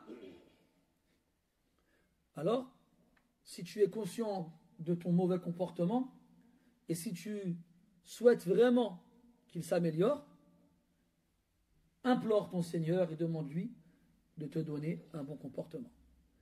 قال رحمه الله تعالى حدثنا محمد بن سلام قال أخبرنا مروان بن معاوية الفزاري عن عبد الرحمن بن زياد بن أنعم عن عبد الرحمن بن رافع التنوخي عن عبد الله بن عمرو رضي الله عنهما أن رسول الله صلى الله عليه وسلم كان يكثر أن يدعو اللهم إني أسألك الصحة والعفة والأمانة وحسن الخلق والرضا بالقدر.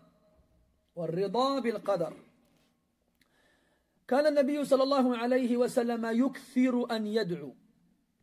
أولا نتعلم خلال كلمات هذا الصحابي الجليل عليه رضوان الله أن النبي صلى الله عليه وسلم كان كثيرا ما يدعو الله عز وجل بهذه الكلمات. فالنبي صلى الله عليه وسلم كان يكثر من دعاء ربه سبحانه وتعالى كما كان يكثر من ذكره عز وجل في كل وقت وحين. والدعاء هو العبادة كما ثبت بذلك الخبر. والله عز وجل يغضب إن ترك العبد سؤاله، مع أن ابن آدم يغضب إن ألححت على سؤاله. فلذلك يجب أن تتعبد لله سبحانه وتعالى بدعائه في غالب الأحيان وفي معظم أوقاتك. النبي صلى الله عليه وسلم كان يدعو الله عز وجل بعد أن رد الله تعالى إليه روحه، يعني في اليقظة عندما يستيقظ، فأول ما يبتدئ به يومه أن يلهج لسانه بالحمد، ثم يذهب لقضاء حاجته فيسبق ذلك كذلك الدعاء والذكر. ثم بعدما فرغ من حاجته دعا الله عز وجل وذكره، ثم تطهر فدعا الله عز وجل وذكره، ثم فرغ من تطهره فدعا الله عز وجل وذكره، إلى أن يتم نهاره ذاكرا داعيا لربه سبحانه وتعالى في كل وقته. لذلك تقول عائشة رضي الله عنها: كان النبي صلى الله عليه وسلم يذكر الله في كل أحواله أو في كل حاله أو كما قالت رضي الله عنها. وقد أثنى الله عز وجل في القرآن على الذاكرين الله كثيرا والذاكرات، بل أمر الله عز وجل المؤمنين بالإكثار من الدعاء والذكر. قال الله عز وجل: يا أيها الذين آمنوا اذكروا الله ذكرا كثيرا وسبحوه بكرة وأصيلا. هذا أمر من الله سبحانه وتعالى. وأخبرنا عز وجل أن من صفات المنافقين أنهم لا يذكرون الله إلا قليلا، فالله يأمر المؤمنين بالإكثار من الذكر والدعاء، ويخبر أن من صفات المنافقين الإقلال من الذكر والدعاء. والنبي صلى الله عليه وسلم بالإضافة إلى كونه مكثرا دعاء ربه وذكره يكثر ويتخير في دعائه ألفاظا معينة يكثرها في دعائه. من ذلك ما ثبت عن أنس رضي الله عنه أن النبي صلى الله عليه وسلم كان أكثر دعائه ماذا؟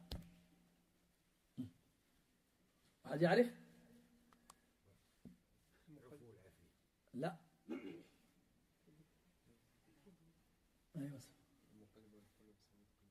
نعم، هذا ثبت القول به وما كنت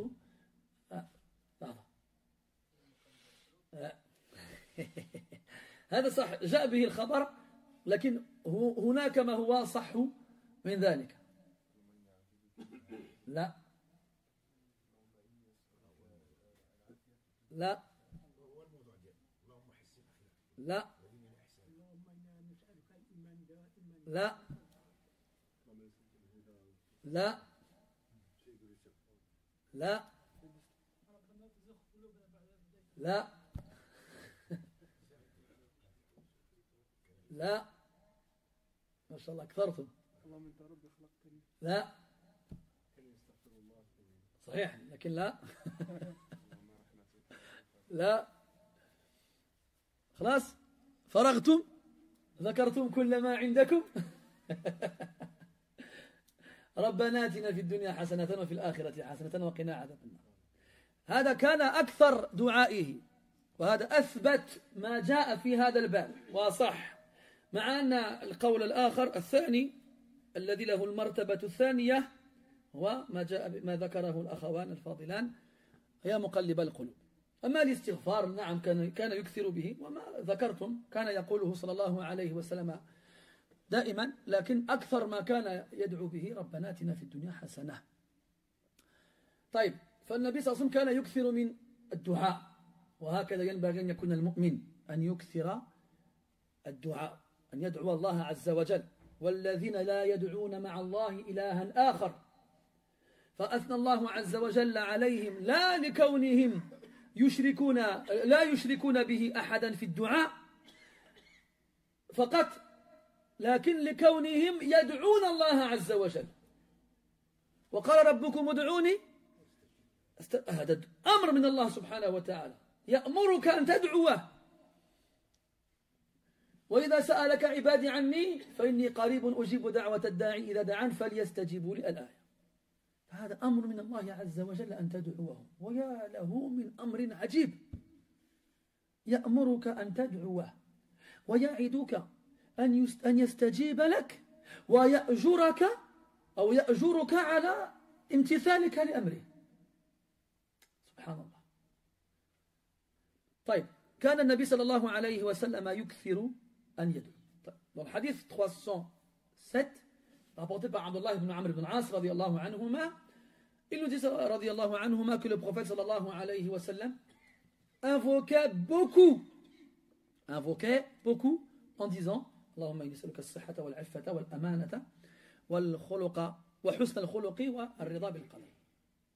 On verra chaque partie les unes après les autres, Inch'Allah ta'ala. Donc avant de rentrer dans l'invocation en question, la première leçon que l'on prend de cette parole-là du compagnon, c'est que le prophète sallallahu alayhi wa sallam invoquait beaucoup Allah subhanahu wa ta'ala. Avec cette invocation-là, mais pas seulement, tout le temps. Ad-du'a wa dhikr, l'invocation et l'évocation. doivent constamment couler et courir sur la langue du croyant. Doivent constamment rendre sa bouche humide. Le prophète alayhi salatu wassalam évoquait Allah tabaraka wa ta'ala dans toutes ces circonstances. Comme le disait Aïcha radiallahu anha. À partir du moment où Allah lui rendait son âme au réveil, il commençait sa journée en remerciant Allah subhanahu wa ta'ala. Puis il faisait des invocations. Après il allait faire ses besoins. Avant de commencer ses besoins, il invoquait Allah ta'ala, il l'évoquait. Après avoir fini ses besoins, il l'invoquait, il l'évoquait. Avant de se purifier avec les ablutions, il l'invoquait, il l'évoquait. Après avoir fini toute sa journée d'une action à une autre, il ne cesse d'évoquer et d'invoquer Allah subhanahu wa ta'ala. Toute la journée. Quand on lit les hadiths, les paroles, les livres des savants qui nous regroupent justement les invocations du prophète dans la journée, subhanallah. Mais quand est-ce qu'il s'arrêtait? Ben, il ne s'arrêtait pas. Même quand il dormait, il avait une particularité que personne d'autre que lui n'avait. Tanamu aynah wa la yanamu qalbuhu. Ses yeux dormaient, mais pas son cœur. Pas son cœur. Constamment en connexion avec son Seigneur subhanahu wa ta'ala. Parce que quand on a quelque chose dans le cœur, on en parle beaucoup.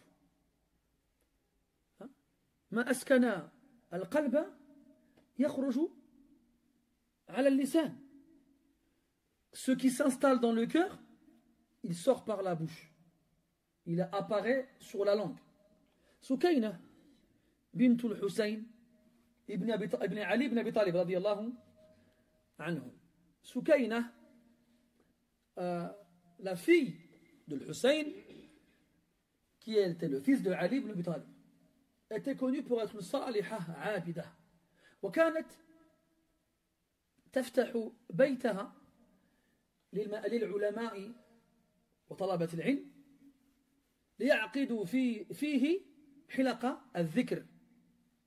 Elle aimait les savants et les vertueux, et elle ouvrait sa maison aux savants pour qu'ils s'y réunissent pour y parler d'Allah et de science. Une fois, il y a un grand imam chez les salafs. Un grand imam chez les salafs, il vient chez elle. Donc les gens, ils s'assoient, ils font connaissance, ils ne se connaissent pas tous. Ou là, des fois, ils se retrouvent ba'da Riyab Tawil, après une longue absence. Et donc, l'imam, il s'assoit à côté d'un. Comment ton commerce se porte-t-il? ووقعت هذه اللفظة في أذني صاحبة البيت. Et cette phrase-là, juste cette phrase-là, il l'a dit une seule fois. Alaykoum salam. Elle est tombée dans l'oreille de la maîtresse de maison, Sukayna. Et après que l'assise ne finisse, elle a été voir les deux là. Elle leur dit Amma antuma fala uridukuma fi manzili marratan ukhra ba'da al-yawm. Quant à vous deux, je ne veux plus jamais vous voir chez moi après ce jour. Fata'ajjaba. Ils se sont étonnés. Pourquoi? لأنكما ذكرتما التجارة ولا يجري على اللسان إلا ما استقر في القلب. Alors a dit parce que vous avez parlé de commerce et ne pointe le bout de son nez sur la langue que ce qui s'installe dans le cœur. Alors que هذا الإمام كان أبعد الناس عن الدنيا. C'était quelqu'un qui était loin de courir après ce bas monde. Qu'est-ce qu'il dirait alors si s'asseyait avec nous un jour? 1 heure. Ça في الحديث فيما معناه ما من قوم يجلسون فلا يذكرون الله إلا كان هذا المجلس عليهم يوم القيامة إيش؟ تيرة أي حسرة وندامة. وذكر ابن رجب في كتابه جامع العلوم والحكم عن بعض السلف أنه يعرض على المؤمن يوم القيامة جميع ساعات عمره فما من ساعة تمر تعرض عليه لا يرى فيها نفسه ذاكرا لله إلا ندم عليها. Vous connaissez le hadith? Quand il dit sallallahu alayhi wa sallam, il n'y a pas un groupe de personnes qui se regroupent, qui se réunissent sans évoquer Allah subhanahu wa ta'ala, ne serait-ce qu'une fois, sans que cette réunion, ce regroupement ne sera pour eux le jour de la résurrection une source de regret et de lamentation. Et Ibn Rajab, rahimahullah, il rapporte une parole chez les deux prédécesseurs, comme quoi, le jour de la résurrection, imagine, comment, ma'adri, mais on nous exposera, le jour de la résurrection, à chacun d'entre nous, toutes les heures de notre vie. Tu as vu quand ils nous disent qu'avant de mourir, tu vois le film de ta vie dérouler, tu vois, même à la télé, quand quelqu'un tombe d'un bâtiment, mathalan, et pendant sa chute, il se voit, quand il était petit, grandir, et il se rappelle sa vie avant de mourir. En fonction de ce qu'ils disent. En tout cas, la résurrection, je ne sais pas, on va nous mettre un écran dans lequel on va voir le film de notre vie. Toutes les heures de ta vie. Ces heures, ces longues heures où tu es en train de jouer à la console comme ça, là, à te faire des ampoules sur le bout des doigts. Ces longues heures où tu étais en train de défiler des vidéos qui servent à rien sur ton téléphone. Ces longues heures où tu étais en train de t'énerver devant ta télé parce que ton équipe de foot était en train de perdre. Ces longues heures où tu as traîné, flâné et perdu ton temps dans les allées des magasins. Ces longues heures où tu étais comme ça à rien faire. Tu vas tout voir. Tu vas dire la ilaha illallah. Et chaque heure que tu vas voir de ta vie où tu n'as pas évoqué Allah, tu vas la regretter. Tu vas dire subhanallah, je n'ai même pas évoqué Allah pendant une heure. Pendant une heure. Le prophète, sa journée entière, il a passé à évoquer Allah subhanahu wa ta'ala et à l'invoquer. Et ce qui est vraiment étonnant quand on réfléchit un peu, on se dit mais c'est exceptionnel en vrai. Mais ce genre de réalité, de vérité nous passe au-dessus de la tête. Allah subhanahu wa ta'ala nous ordonne de l'invoquer. Il a dit azza wa jalla wa qala rabbukum ud'uni astajib lakum. Votre Seigneur a dit invoquez-moi que je vous réponde. Allah il t'ordonne de l'invoquer. Et s'il t'ordonne de l'invoquer, c'est qu'il fait de l'invocation une adoration. Le prophète dit sallallahu alayhi wa sallam ad-du'a huwa al-ibada. L'invocation c'est l'adoration. Et il nous a ordonné dans un autre verset de l'évoquer. Il y a dua et il y a dhikr. L'invocation et l'évocation. Il dit subhanahu wa ta'ala, ô vous qui avez cru, évoquez Allah beaucoup. Évoquez Allah beaucoup. Et il nous informe que ceux qui ne l'évoquent pas beaucoup sont des hypocrites. Ça fait partie des caractéristiques qui permettent de les reconnaître. وَلَا يَذْكُرُونَ اللَّهَ إِلَّا قَلِيلًا. Et Allah subhanahu wa ta'ala dans un verset il fait l'éloge de ceux qui l'évoquent beaucoup. وَالذَّاكِرِينَ اللَّهَ كَثِيرًا وَالذَّاكِرَاتِ. Ceux qui évoquent Allah beaucoup, que ce soit des hommes ou des femmes. Et dans notre verset il fait l'éloge de ceux qui n'invoquent qu'Allah subhanahu wa ta'ala et personne d'autre avec lui. وَالَّذِينَ لَا يَدْعُونَ مَعَ اللَّهِ إِلَهًا آخَرَ. Et ceux qui n'invoquent pas avec Allah d'autres divinités. Et beaucoup de gens croient que ce verset fait les éloges de ceux qui n'invoquent pas avec Allah d'autres divinités seulement. Non, pas seulement. Non seulement il n'associe personne à Allah dans l'invocation et il ne demande rien à personne, à quelqu'un d'autre que lui. Mais aussi le fait qu'il l'invoque. Et il a été rapporté qu'Allah subhanahu wa ta'ala se met en colère quand tu arrêtes de l'invoquer. Alors que le fils d'Adam, lui, c'est quand tu l'invoques qu'il se met en colère. Et le Nabi sallallahu alayhi wa sallam, il invoquait Allah azza wa jalla beaucoup. Vous n'avez qu'à lire les livres qui regroupent ces invocations dans la journée. Vous n'avez qu'à lire. Qu'ils soient petits ou grands. Il y a des longs livres qui regroupent ces invocations-là. Il y a les petits livres, comme Hisn al-Muslim par exemple, ou bien Zad al-Musafir.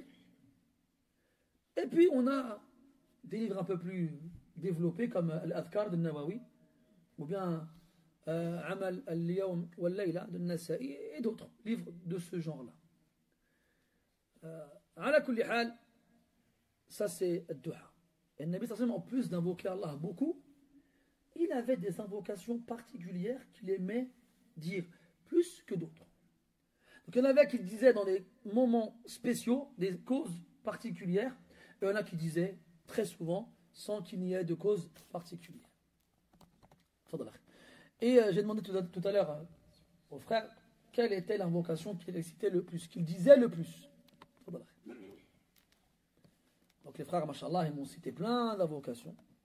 C'est vrai que c'était des invocations que le prophète disait beaucoup. Et il y en a deux qui sont revenus entre autres.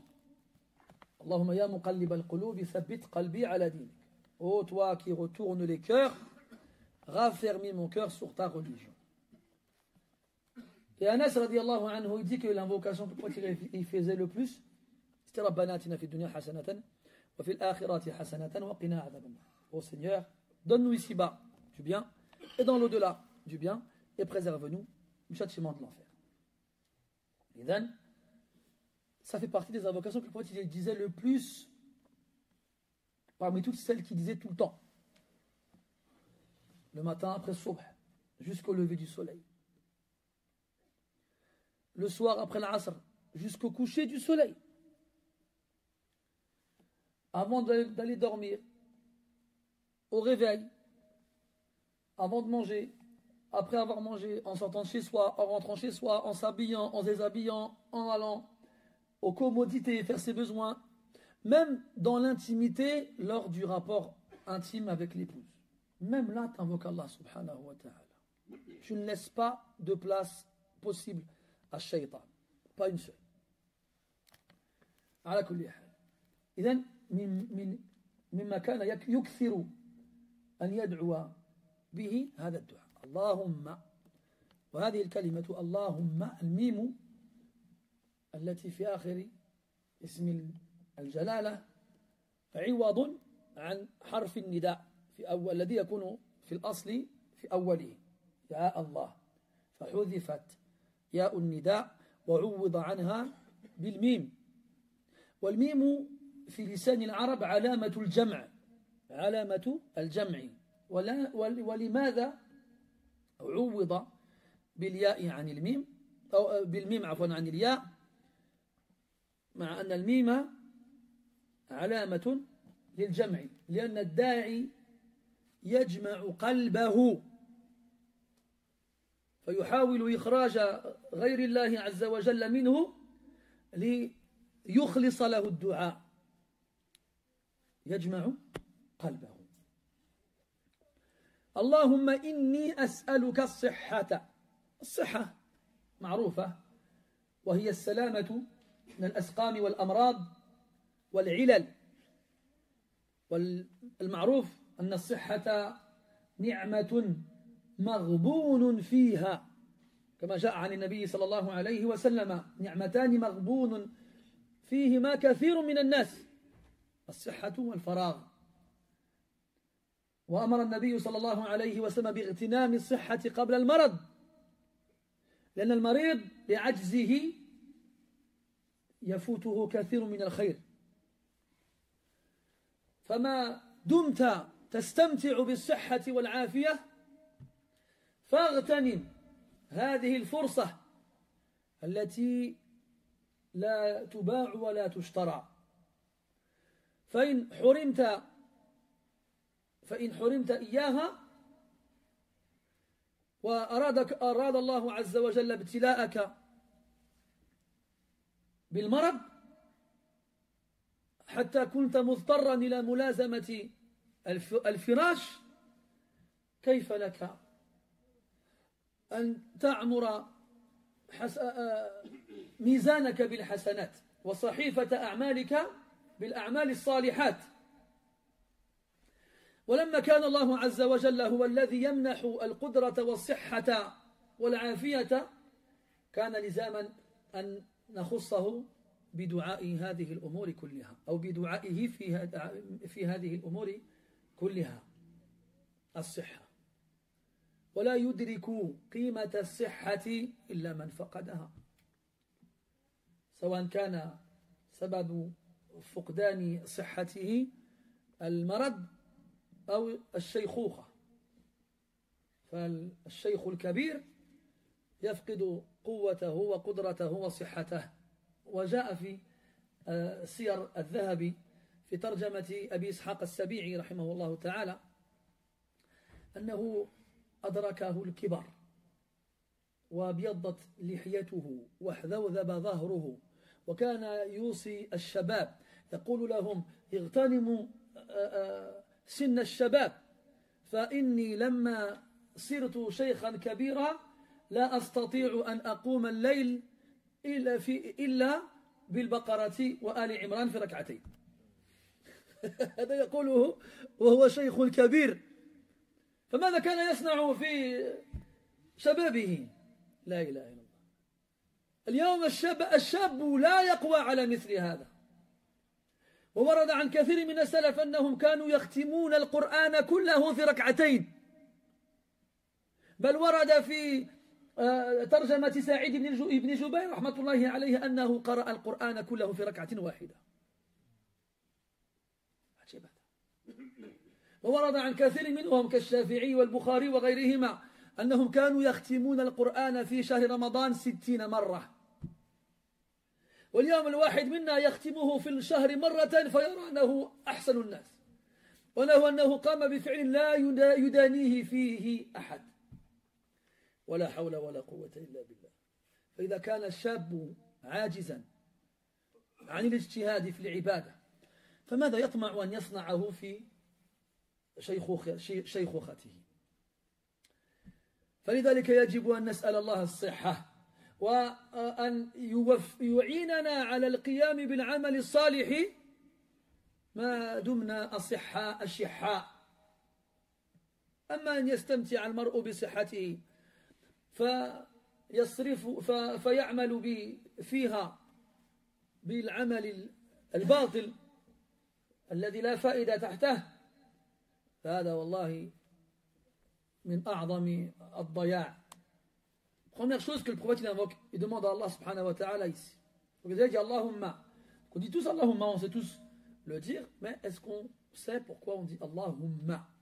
Pourquoi on a rajouté à la fin du nom d'Allah le mim? À la base, Allahumma c'est Ya Allah. Donc en arabe, on a ce qu'on appelle l'onomatopée de l'interpellation. En français c'est O, avec un accent circonflexe. Le petit chapeau pointu. Parce que ça n'existe plus les circonflexes maintenant, ils ont enlevé. Parce que les enfants, ils n'arrivaient plus que les enfants. Je connais. Qui sait où on met des accents circonflexes? Alors, l'Académie française a jugé que s'il n'était plus utile de les mettre, alors ils les ont supprimés. C'est comme la dernière fois, j'étais avec mes enfants et je ne sais plus, j'étais en train de. Ah, je me rappelle, il y a un de mes enfants qui m'a demandé de lui épeler le mot Capharnaüm. Alors, je lui ai épelé le mot Capharnaüm correctement. Et quand je suis arrivé à la fin, j'ai dit U, tréma. Et elle nous a fait tréma. C'est quoi ça, tréma? Mais qu'est-ce que vous faites à l'école? Qu'est-ce que vous apprenez à l'école? Donc les accents tréma, aigus, graves, circonflexes et j'en passe et d'autres. Allez hop, on enlève tout. C'est plus facile comme ça. Pourquoi je parlais d'accent circonflexe? Oh Allah. Oh. En français, quand tu veux interpeller quelqu'un, tu prends le O avec l'accent circonflexe dessus. En arabe, on dit Ya, comme quand Allah dit Ya ayyuhal muddathir, Ya ayyuhal muzammil, Ya ayyuhal kafirun, Ya ayyuhal ladhina amanu, la ghayri dhalika. Ya, O, on interpelle. Et des fois, cette marque de l'interpellation, on la supprime. On peut la supprimer et ne rien mettre à la place. On peut le faire. Comme dans Surat Yusuf, quand Allah Ta'ala dit Youssouf ayyuha siddiq. Youssouf. On l'appelle. Il n'y a pas eu ya au départ, il n'y a pas mim à la fin. On peut se passer de la marque de l'interpellation. Alors, mais quand on appelle Allah Azza wa Jal, eh bien, on va remplacer le ya par le mim à la fin. Pourquoi est-ce que le mim a été choisi? Parce que le mim, la lettre mim, en arabe, elle représente le regroupement d'une chose. Le regroupement d'une chose. C'est d'ailleurs en grammaire le signe du pluriel. Le signe du pluriel. Quand tu dis alaykum, ou bien alayhim. Tu as deux écoles dans le i'rab. L'école simple et l'école un peu plus détaillée. Il y a ceux qui vont te dire que ala c'est un harf jar et que kum c'est un damir muttasil mabni ala sukun. Fi mahall jar ismun majrour. Et là ils vont te dire non. Ils vont dire ala harf jar mabni ala sukun. La mahall lahu min al-i'rab. والكاف ضمير المخاطبة أو ضمير المخاطب مبني على الضم في محل جر اسم مجرور والميم علامة الجمع مبني على السكون لا محل له من الإعراب. Ça c'est زعما le i'rab platinium. Le i'rab platinium et l'i'rab comment on va dire ça? Le soft, classique. Hein? Donc les nahwiyoun, ils te disent que le mim hada alamatul jam'. C'est le signe, la marque du pluriel. C'est la marque du pluriel. Comme le noun, mathalan, dans le nom, hein, mathalan, tu vas dire dans le pluriel régulier, masculin, al-mu'min, al-mu'minoun. Le noun, ils disent quoi? Iwadun anit tanwin. Il remplace le tanwin lorsque le nom il est au singulier. بدليل حذفها عند الإضافة. Parce que tu vas supprimer ce noun là lorsque tu vas ajouter au nom en question un autre nom. Maintenant tu vas dire mu'minu ali fir'aun. Tu vas supprimer le noun. Tu vas pas dire mu'minuna ali fir'aun. Là. Bon bref. Je suis en train de vous perdre là. Il n'y a pas un défibrillateur dans la salle là. Donc, pourquoi je vous dis ça?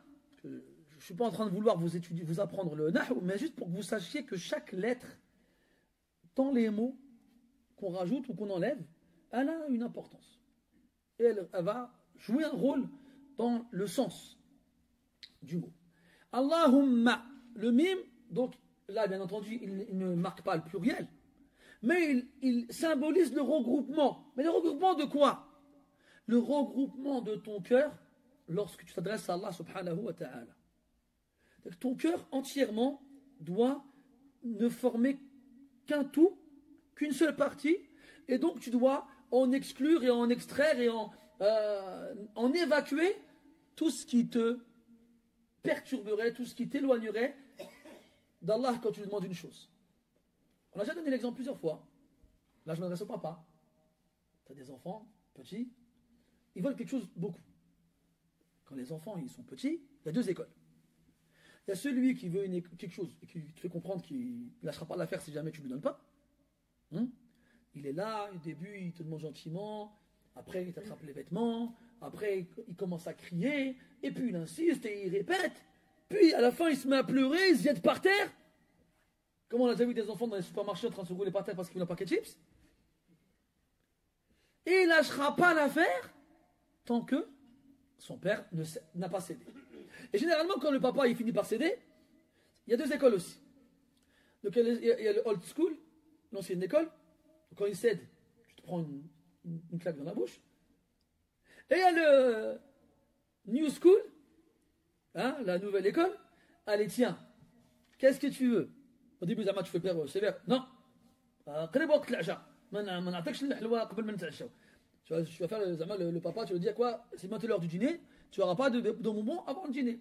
Alors il crie, il pleure, s'il te plaît, s'il te plaît, s'il te plaît, t'en as marre, il te fait mal au crâne. Hack, mange tout le paquet, gars, je m'achète sur rien. Eh bien, dans les deux écoles, l'ancienne et la nouvelle, le papa il est en colère. Et bien, quand tu demandes à Allah Azza wa Jal, demande comme cet enfant-là, qui n'a pas lâché l'affaire tant qu'il n'a pas eu ce qu'il voulait, qui a commencé doucement, gentiment, et qui a insisté et répété et persisté jusqu'à finir en pleurant, en se jetant par terre. Et bien quand Allah Ta'ala, tu lui demandes comme ça, il te donne. Mais la différence, c'est que quand il te donne, il est satisfait. Il n'est pas en colère. Et puis on a aussi l'autre enfant, il te demande quelque chose qu'il veut, mais il s'en fiche. Il est là, il fait, ah, papa, donne-moi ça, s'il te plaît. Il te regarde même pas dans les yeux. Il ne dit pas, s'il te plaît. Il te regarde pas dans les yeux. Parle tout doucement. Tu dis non, d'accord, et puis pas. Ça y est, c'est fini. Ça y est, c'est fini.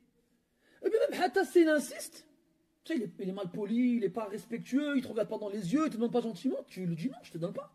Mais tu mérites pas, tu mérites pas de donner quelque chose. Donc, quand tu demandes, ton cœur, il doit être regroupé. Tu dois penser qu'à ça. Tu dois vouloir que ça.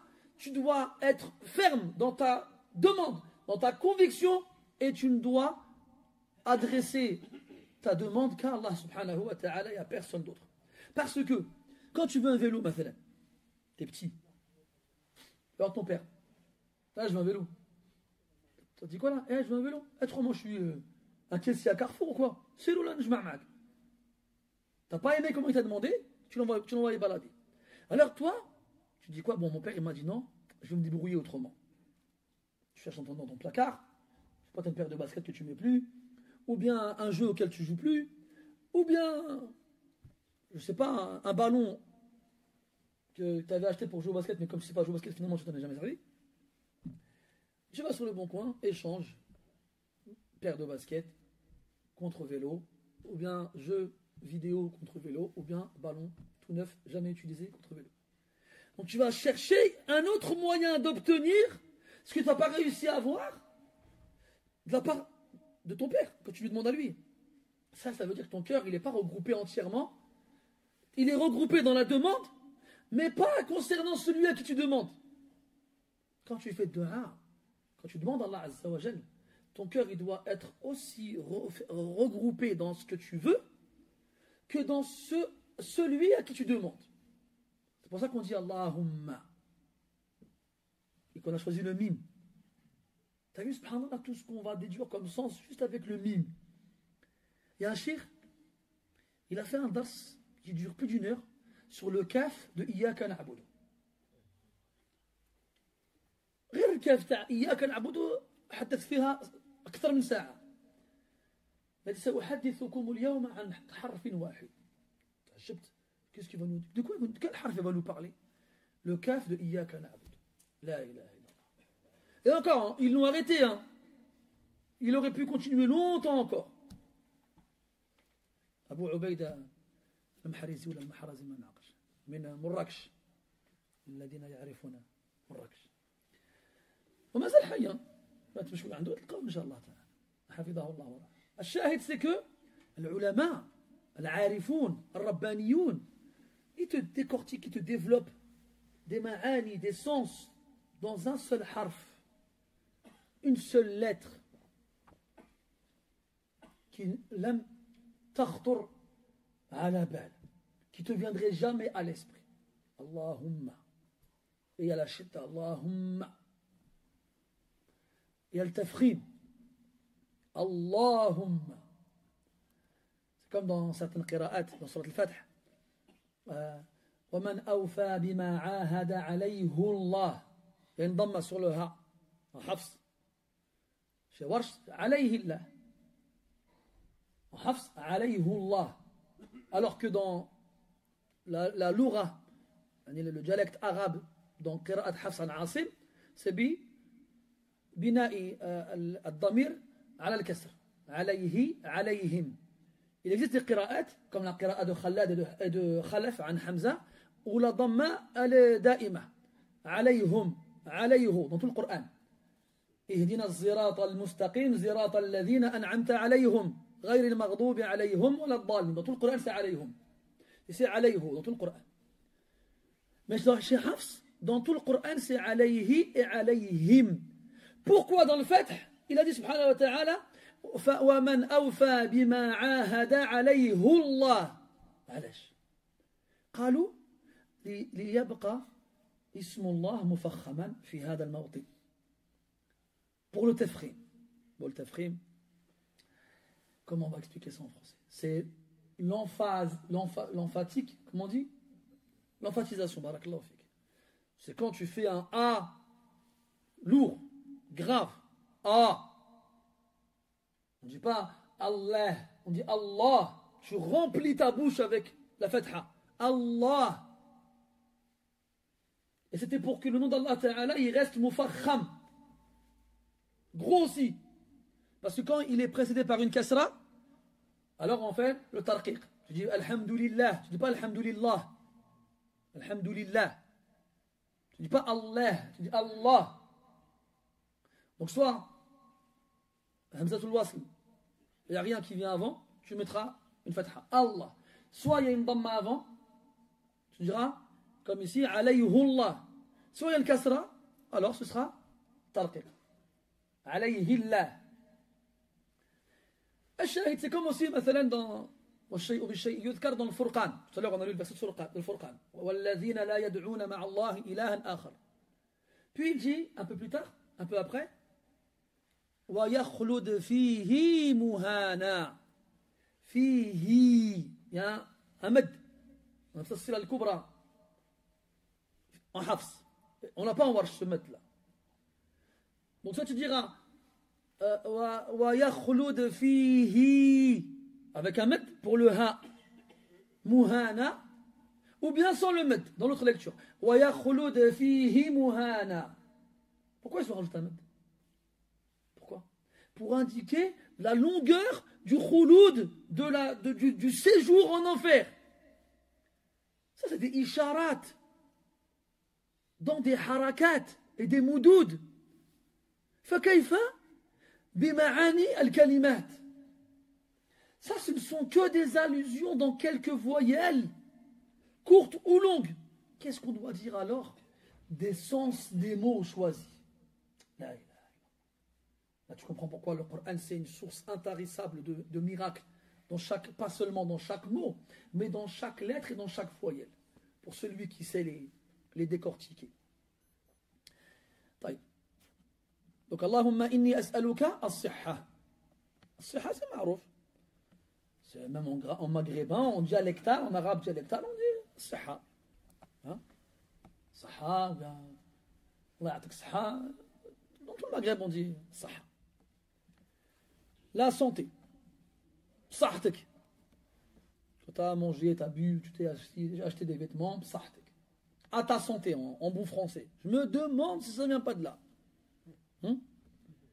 À ta santé. Parce qu'on a cherché dans l'arabe ancien, on ne trouve pas cette expression. Il y a beaucoup d'expressions maghrébines aujourd'hui qui ont leur origine par les Français. Al-Muhim, on ne va pas refaire le monde. Al-Shahid, c'est que As-Sihha, c'est la santé. C'est-à-dire être préservé, être épargné de toute maladie, de tout mal. C'est ça, As-Sihha. Être en bonne santé, être en forme. Et on sait que la forme, la force physique, a une importance capitale dans l'adoration d'Allah subhanahu wa ta'ala. Naam, le malade, celui qui est incapable physiquement d'accomplir une adoration qui lui est à la base obligatoire, en sera dispensé. Hein? Comme dans Siyam, mathalan. Hein? فمن كان مريضا أو على سفر فعدة من أيام أخر. Celui qui est malade ou en voyage n'aura qu'à le rattraper dans d'autres jours. Le malade, c'est un udhr, c'est une excuse. ليس على الضعفاء ولا على المرضى ولا على الذين لا يجدون ما ينفقون حرج إذا نصحوا لله ورسوله. ليس على الأعمى حرج ولا على الأعرج حرج ولا على المريض حرج. Dans le Coran, Allah Azza wa Jalla il nous dit plusieurs fois que le malade, nul reproche ne lui sera fait. Dans plusieurs exemples, dans plusieurs actions, que ce soit dans le Hajj, dans al-ibadat al-jasadiyya. Parce qu'on a deux types d'adoration. ولا إن شئت فقل ثلاث. Trois types d'adoration. Al-ibadat al-qalbiyya. Les adorations qu'on fait avec le cœur. Al-ibadat al-jasadiyya. Les adorations qu'on fait avec le corps. Wal-ibadat al-maliyya. Les adorations qu'on fait avec son argent. Donc quand tu n'as pas les moyens physiques de faire une adoration qu'on fait avec le corps, tu en seras dispensé. Sauf as-salah. Sauf la prière. On ne va pas te forcer à prier debout alors que tu ne peux pas tenir debout. Mais on ne va pas t'excuser si tu délaisses la prière. Tu devras prier comme tu le peux. اللي ما يقدرش يصلي واقف يصلي جالس، اللي ما يقدرش يصلي جالس يصلي متكي، اللي ما يقدرش يصلي متكي يصلي مستلقي، اللي ما يقدرش يصلي مستلقي يصلي بعينيه، اللي ما يقدرش يصلي بعينيه يصلي بقلبه، اللي ما يقدرش يمس الماء ليتطهر فليتيمم، وما يقدرش يتيمم فليصلي على ما هو عليه. ما عندكش عذر في ترك الصلاة أبدا. La prière est la seule adoration corporelle physique dont on n'est pas dispensé lorsqu'on est incapable de l'accomplir physiquement. Cependant, on adaptera l'accomplissement de la prière en fonction de l'état de la personne. Quelle que soit ta situation, ta circonstance physique, tu devras faire la prière. Tu ne peux pas prier debout, tu pries assis. Tu ne peux pas prier assis, tu pries sur le côté, accoudé. Tu ne peux pas prier accoudé, tu pries allongé sur le dos. Tu ne peux pas prier allongé sur le dos, tu pries avec tes yeux. Tu ne peux pas prier avec tes yeux, tu pries avec ton cœur. Tu vas me dire, je ne fais pas prier avec mon cœur. Je me dis, là qui fait. C'est pas possible. Tu ne peux pas toucher de l'eau pour faire les ablutions, alors tu toucheras la terre. Tayammum. Tu ne peux pas faire ça avec tayammum, eh bien tu pries sans les ablutions, mais tu pries quand même. Pas d'excuse pour celui qui délaisse la prière, vu qu'on lui a toujours permis de faire la prière, quelle que soit sa circonstance. En dehors de ça, la wajiba ma'al ajz. Il n'y a pas d'obligation avec l'incapacité. Tu ne peux pas jeûner, tu ne jeûnes pas. Tu ne peux pas faire le pèlerinage, tu ne fais pas le pèlerinage. Tu ne peux pas faire ci, tu ne peux pas faire ça, tu ne le fais pas. Khalas. Et là, tu comprends à quel point as-sahih, celui qui est en bonne santé, il est favorisé par rapport à al-marid, le malade. Et là, malheureusement, il n'y a que celui qui en est privé de la bonne santé qui connaît la valeur de la bonne santé.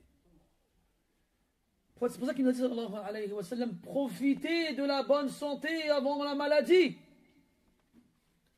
Et il nous a dit aussi, alayhi salatu wa sallam, il y a deux bienfaits qu'on sous-estime énormément, auxquels beaucoup de gens ne donnent pas leur vraie valeur.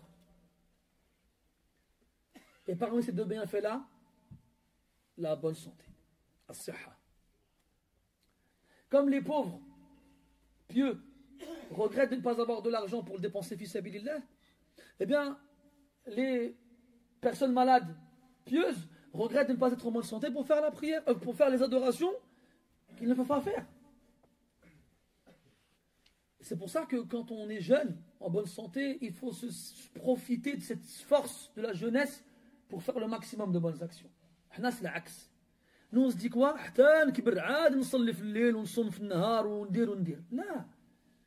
Nous on est jeunes, tout va bien, masha'Allah, on est en bonne santé, on n'a pas de problème. Il n'y a pas de diabète, il n'y a pas de cholestérol, il n'y a pas de cancer, il n'y a rien. Mais, mshroul, j'ai pas le temps, j'ai d'autres choses à faire. Quand je serai vieux, je prierai la nuit. Quand je serai vieux, je jeûnerai le jour. Quand je serai vieux, je ferai le hajj et la umrah. Quand je serai vieux, je ferai ci, je ferai ça. Là, ya akhi. Qui te garantit déjà de vivre jusqu'à la vieillesse? Et qui te garantit qu'en tant que vieux, tu auras la santé pour faire ces choses-là? Qui? C'est maintenant qu'il faut le faire. C'est maintenant. Et pour vous donner des exemples, il y a Abu Ishaq al-Sabi'i, rahimahullah ta'ala, min al-tabi'in, un homme chez les peu prédécesseurs, il était vieux, sa barbe elle est devenue blanche, il avait le dos courbé, ayamsk. Il allait voir les jeunes, il leur disait, profitez de votre jeunesse. Moi aujourd'hui, à cause de ma vieillesse, quand je prie la nuit, j'arrive que à lire Al-Baqarah et Ali Imran dans Rak'atayn. Mais qu'est-ce qu'il faisait lui quand il était jeune? Qu'est-ce qu'il faisait? Imagine, il est vieux. Dans la première Rak'a, Al-Baqarah, dans le deuxième, il est Ali Imran. Et il leur dit, j'arrive à faire que ça fait kibrat, aït. Ça y est, je suis fatigué, je suis vieux, j'arrive pas à faire plus. En fait, vous êtes jeune, vous profitez-en. C'est comme quand on apprend qu'il y a beaucoup de salaf, Uthman ibn Affan, Abu Hanifa, Saïd ibn Jubayr et d'autres, qui ont lu le Coran entièrement dans Rak'atayn. Rak'atayn, tu te rends compte? 30 hizb dans une Rak'a et 30 hizb dans l'autre. Toute la nuit. Mais attention, quand ils lisent, c'est pas comme nous. Toute la nuit, debout en train de prier. Rak'atayn. Saïd ibn Jubayr, la première fois qu'il arrive à Mecca, il a prié dans la Kaaba. Il était dans la Kaaba comme ça, il était, Allah Akbar, dans la Kaaba. Ça y est, tu es dans un autre monde, dans l'espace. Il a dit, je vais faire rak'atayn, jamais de ma vie, j'ai fait rak'atayn comme ça. Wa fi'lan. Staftah as-salah, il a commencé la prière, il a lu le Fatiha, après il a commencé le Baqarah. Alif Lam Mim ذلك الكتاب فما شعر حتى ختم القرآن. Il a récité sans même s'en rendre compte, il arrive à la fin du Coran. من الجنة والناس ما بقاليش شنو نقرا. J'ai plus rien à réciter. فاضطر إلى الركوع. Alors il a dû s'incliner. On a trouvé des salafs qui ont lu le Coran, accroche-toi ta chachia, 60 fois pendant le mois de Ramadan. Une fois tous les jours et une fois toutes les nuits. Subhanallah. T'imagines toi lire le Coran 60 fois dans la journée, je veux dire en 30 jours et 30 nuits. Comment tu fais quelque chose comme ça? Comment? Non, nous aujourd'hui, un d'entre nous, il finit le Coran une fois pendant le Ramadan, il est fier de lui. Ah, aujourd'hui, cette année, machallah, j'étais mujtahid. Il lit 2 pages, 3 pages, et baraka aliya. Ça suffit. Je يتفرج في التلفزة شوية كما كيقولوا يمشي يفوج ها comme ils disent ah ça y est قريت شي بركات على القرآن il faut que je décompresse. allez je vais regarder un peu هذيك اللي كتصوب لنا الحريرة كيفاش كدير خليها معنا ما نديروا فيها. المهم alors on se regarde pendant le tarawih, pendant le Ramadan, on se rappelle qu'il y a les chaînes du bled. Il y a plein de recettes intéressantes pour garnir nos tables pour le ftour. Alors on lit un peu de Coran, mashallah, quelques pages. Après, un bout de moment, allez, ça fait barakalia, ça suffit. Maintenant, je vais décompresser. Décompresse. Parce que décompresser, vous savez, le préfixe qui vient avant le verbe compresser, on l'enlève, on a le verbe compresser. Compresser, ça veut dire écraser. Normalement, ça devrait être l'axe. Normalement, tu sors dehors, parce que sortir dehors c'est un peu naze, tu sors, tu travailles, tu vas à l'école, tu parles avec les gens, tu as des disputes avec quelques personnes et tout ça, ta voiture ne va pas démarrer, ça te compresse, ta tête elle s'écrase avec toutes ces choses-là. Normalement, le décompresser c'est quoi? C'est tout, ton mushaf, Allahu Akbar, et tu lis le Coran. Là tu décompresses. Hana c'est l'axe. Hana, نقراو شوية de Coran, on lit un peu de Coran, ça fait, j'ai mal à la tête, ça y est, baraka alia, ça fait. Aït, c'est trop. Allez, mais maintenant il faut que je décompresse. Et il va à Carrefour, il va au marché, il va voir ses copains au café, et puis ils discutent ensemble, tu te rappelles la khora, il va voir un match de foot, il va discuter avec les gens. Ça y est, là il faut. Là, c'est pas comme ça. Et donc, si nous, quand on est jeunes, non, je parle aux jeunes, ça y est, les jeunes, ils sont jeunes, alhamdoulilah, il n'y a pas encore de poils blancs dans leur barbe, ils n'ont pas encore le dos qui s'est courbé, ils n'ont pas perdu leurs dents. Et le minimum syndical. Minimum syndical. Pas de nawafil, que les faraïd. Pas de qira al-Qur'an, que pendant Ramadan. Et encore, pas de tasbih. Vous avez vu le nombre de gens qui se lèvent directement après la prière et qui partent? Et à ce point, t'es pressé, glisse assis-toi et fais ton tasbih. Hein, pour ceux qui veulent suivre la sunna, les sahaba radiyallahu anhum ne se levaient pas avant que le prophète ne se retourne. Parce qu'il restait face à la qibla après la prière. Il disait certaines invocations. Il disait que c'était pour laisser aux femmes le temps de sortir, pour ne pas que les hommes se mélangent avec elles dans les sorties. Et les sahaba, ils ne se levaient pas, ils ne partaient pas avant que l'imam il se retourne. Moi, des fois, je me retourne, ils sont déjà en train de se bousculer devant la sortie. Ah, se prend un tmzlou. Shahid, c'est que Siha, c'est un bienfait qui est inestimable. Et tu ne te rends compte de sa valeur que quand tu la perds. Et c'est Allah Tabaraka qui te la donne. Quand aujourd'hui tu es fort et mashallah, et tu peux faire du sport, et tu peux porter des poids, et tu peux courir pendant des kilomètres, eh bien Allah, demain, s'il veut, t'enlève tout ça. Et tu restes assis sur une chaise et tu ne peux plus rien faire. Et là, tu vas dire, ah la layta shababa ya'udu yawman fa'udrikahu bima fa'ala al-mashibu. Ah, si seulement la jeunesse revenait un jour, que je puisse lui dire ce que la vieillesse va lui faire. Et là, quand on est jeune, il faut en profiter. Et avant de se dire, ah moi c'est bon, j'ai la santé, demande à Allah de te la donner. Parce que comme il te l'a donné, il peut te la reprendre. Ce qu'Allah il a pris, c'est à lui. Et ce qu'Allah il a donné, c'est à lui aussi. Et toute chose auprès de lui a une échéance nommée. Comme il te l'a donné, il peut te la reprendre. Et il va te la reprendre. Alors profites-en tant que tu l'as. نؤجله إلى الدرس المقبل إن شاء الله تعالى. نسأل الله عز وجل أن يمتعنا بأبصارنا وأسماعنا وقواتنا أبدا ما أبقانا، ونسأله عز وجل أن يجعله الوارث منا، ونسأله سبحانه وتعالى أن يجعلنا ممن يتمتع بصحته في عبادته عز وجل. سبحانك اللهم وبحمدك أشهد أن لا إله إلا أنت نستغفرك ونتوب إليك، وصلى الله على نبينا محمد وعلى آله وأصحابه أجمعين، والحمد لله رب العالمين، وبارك الله فيكم.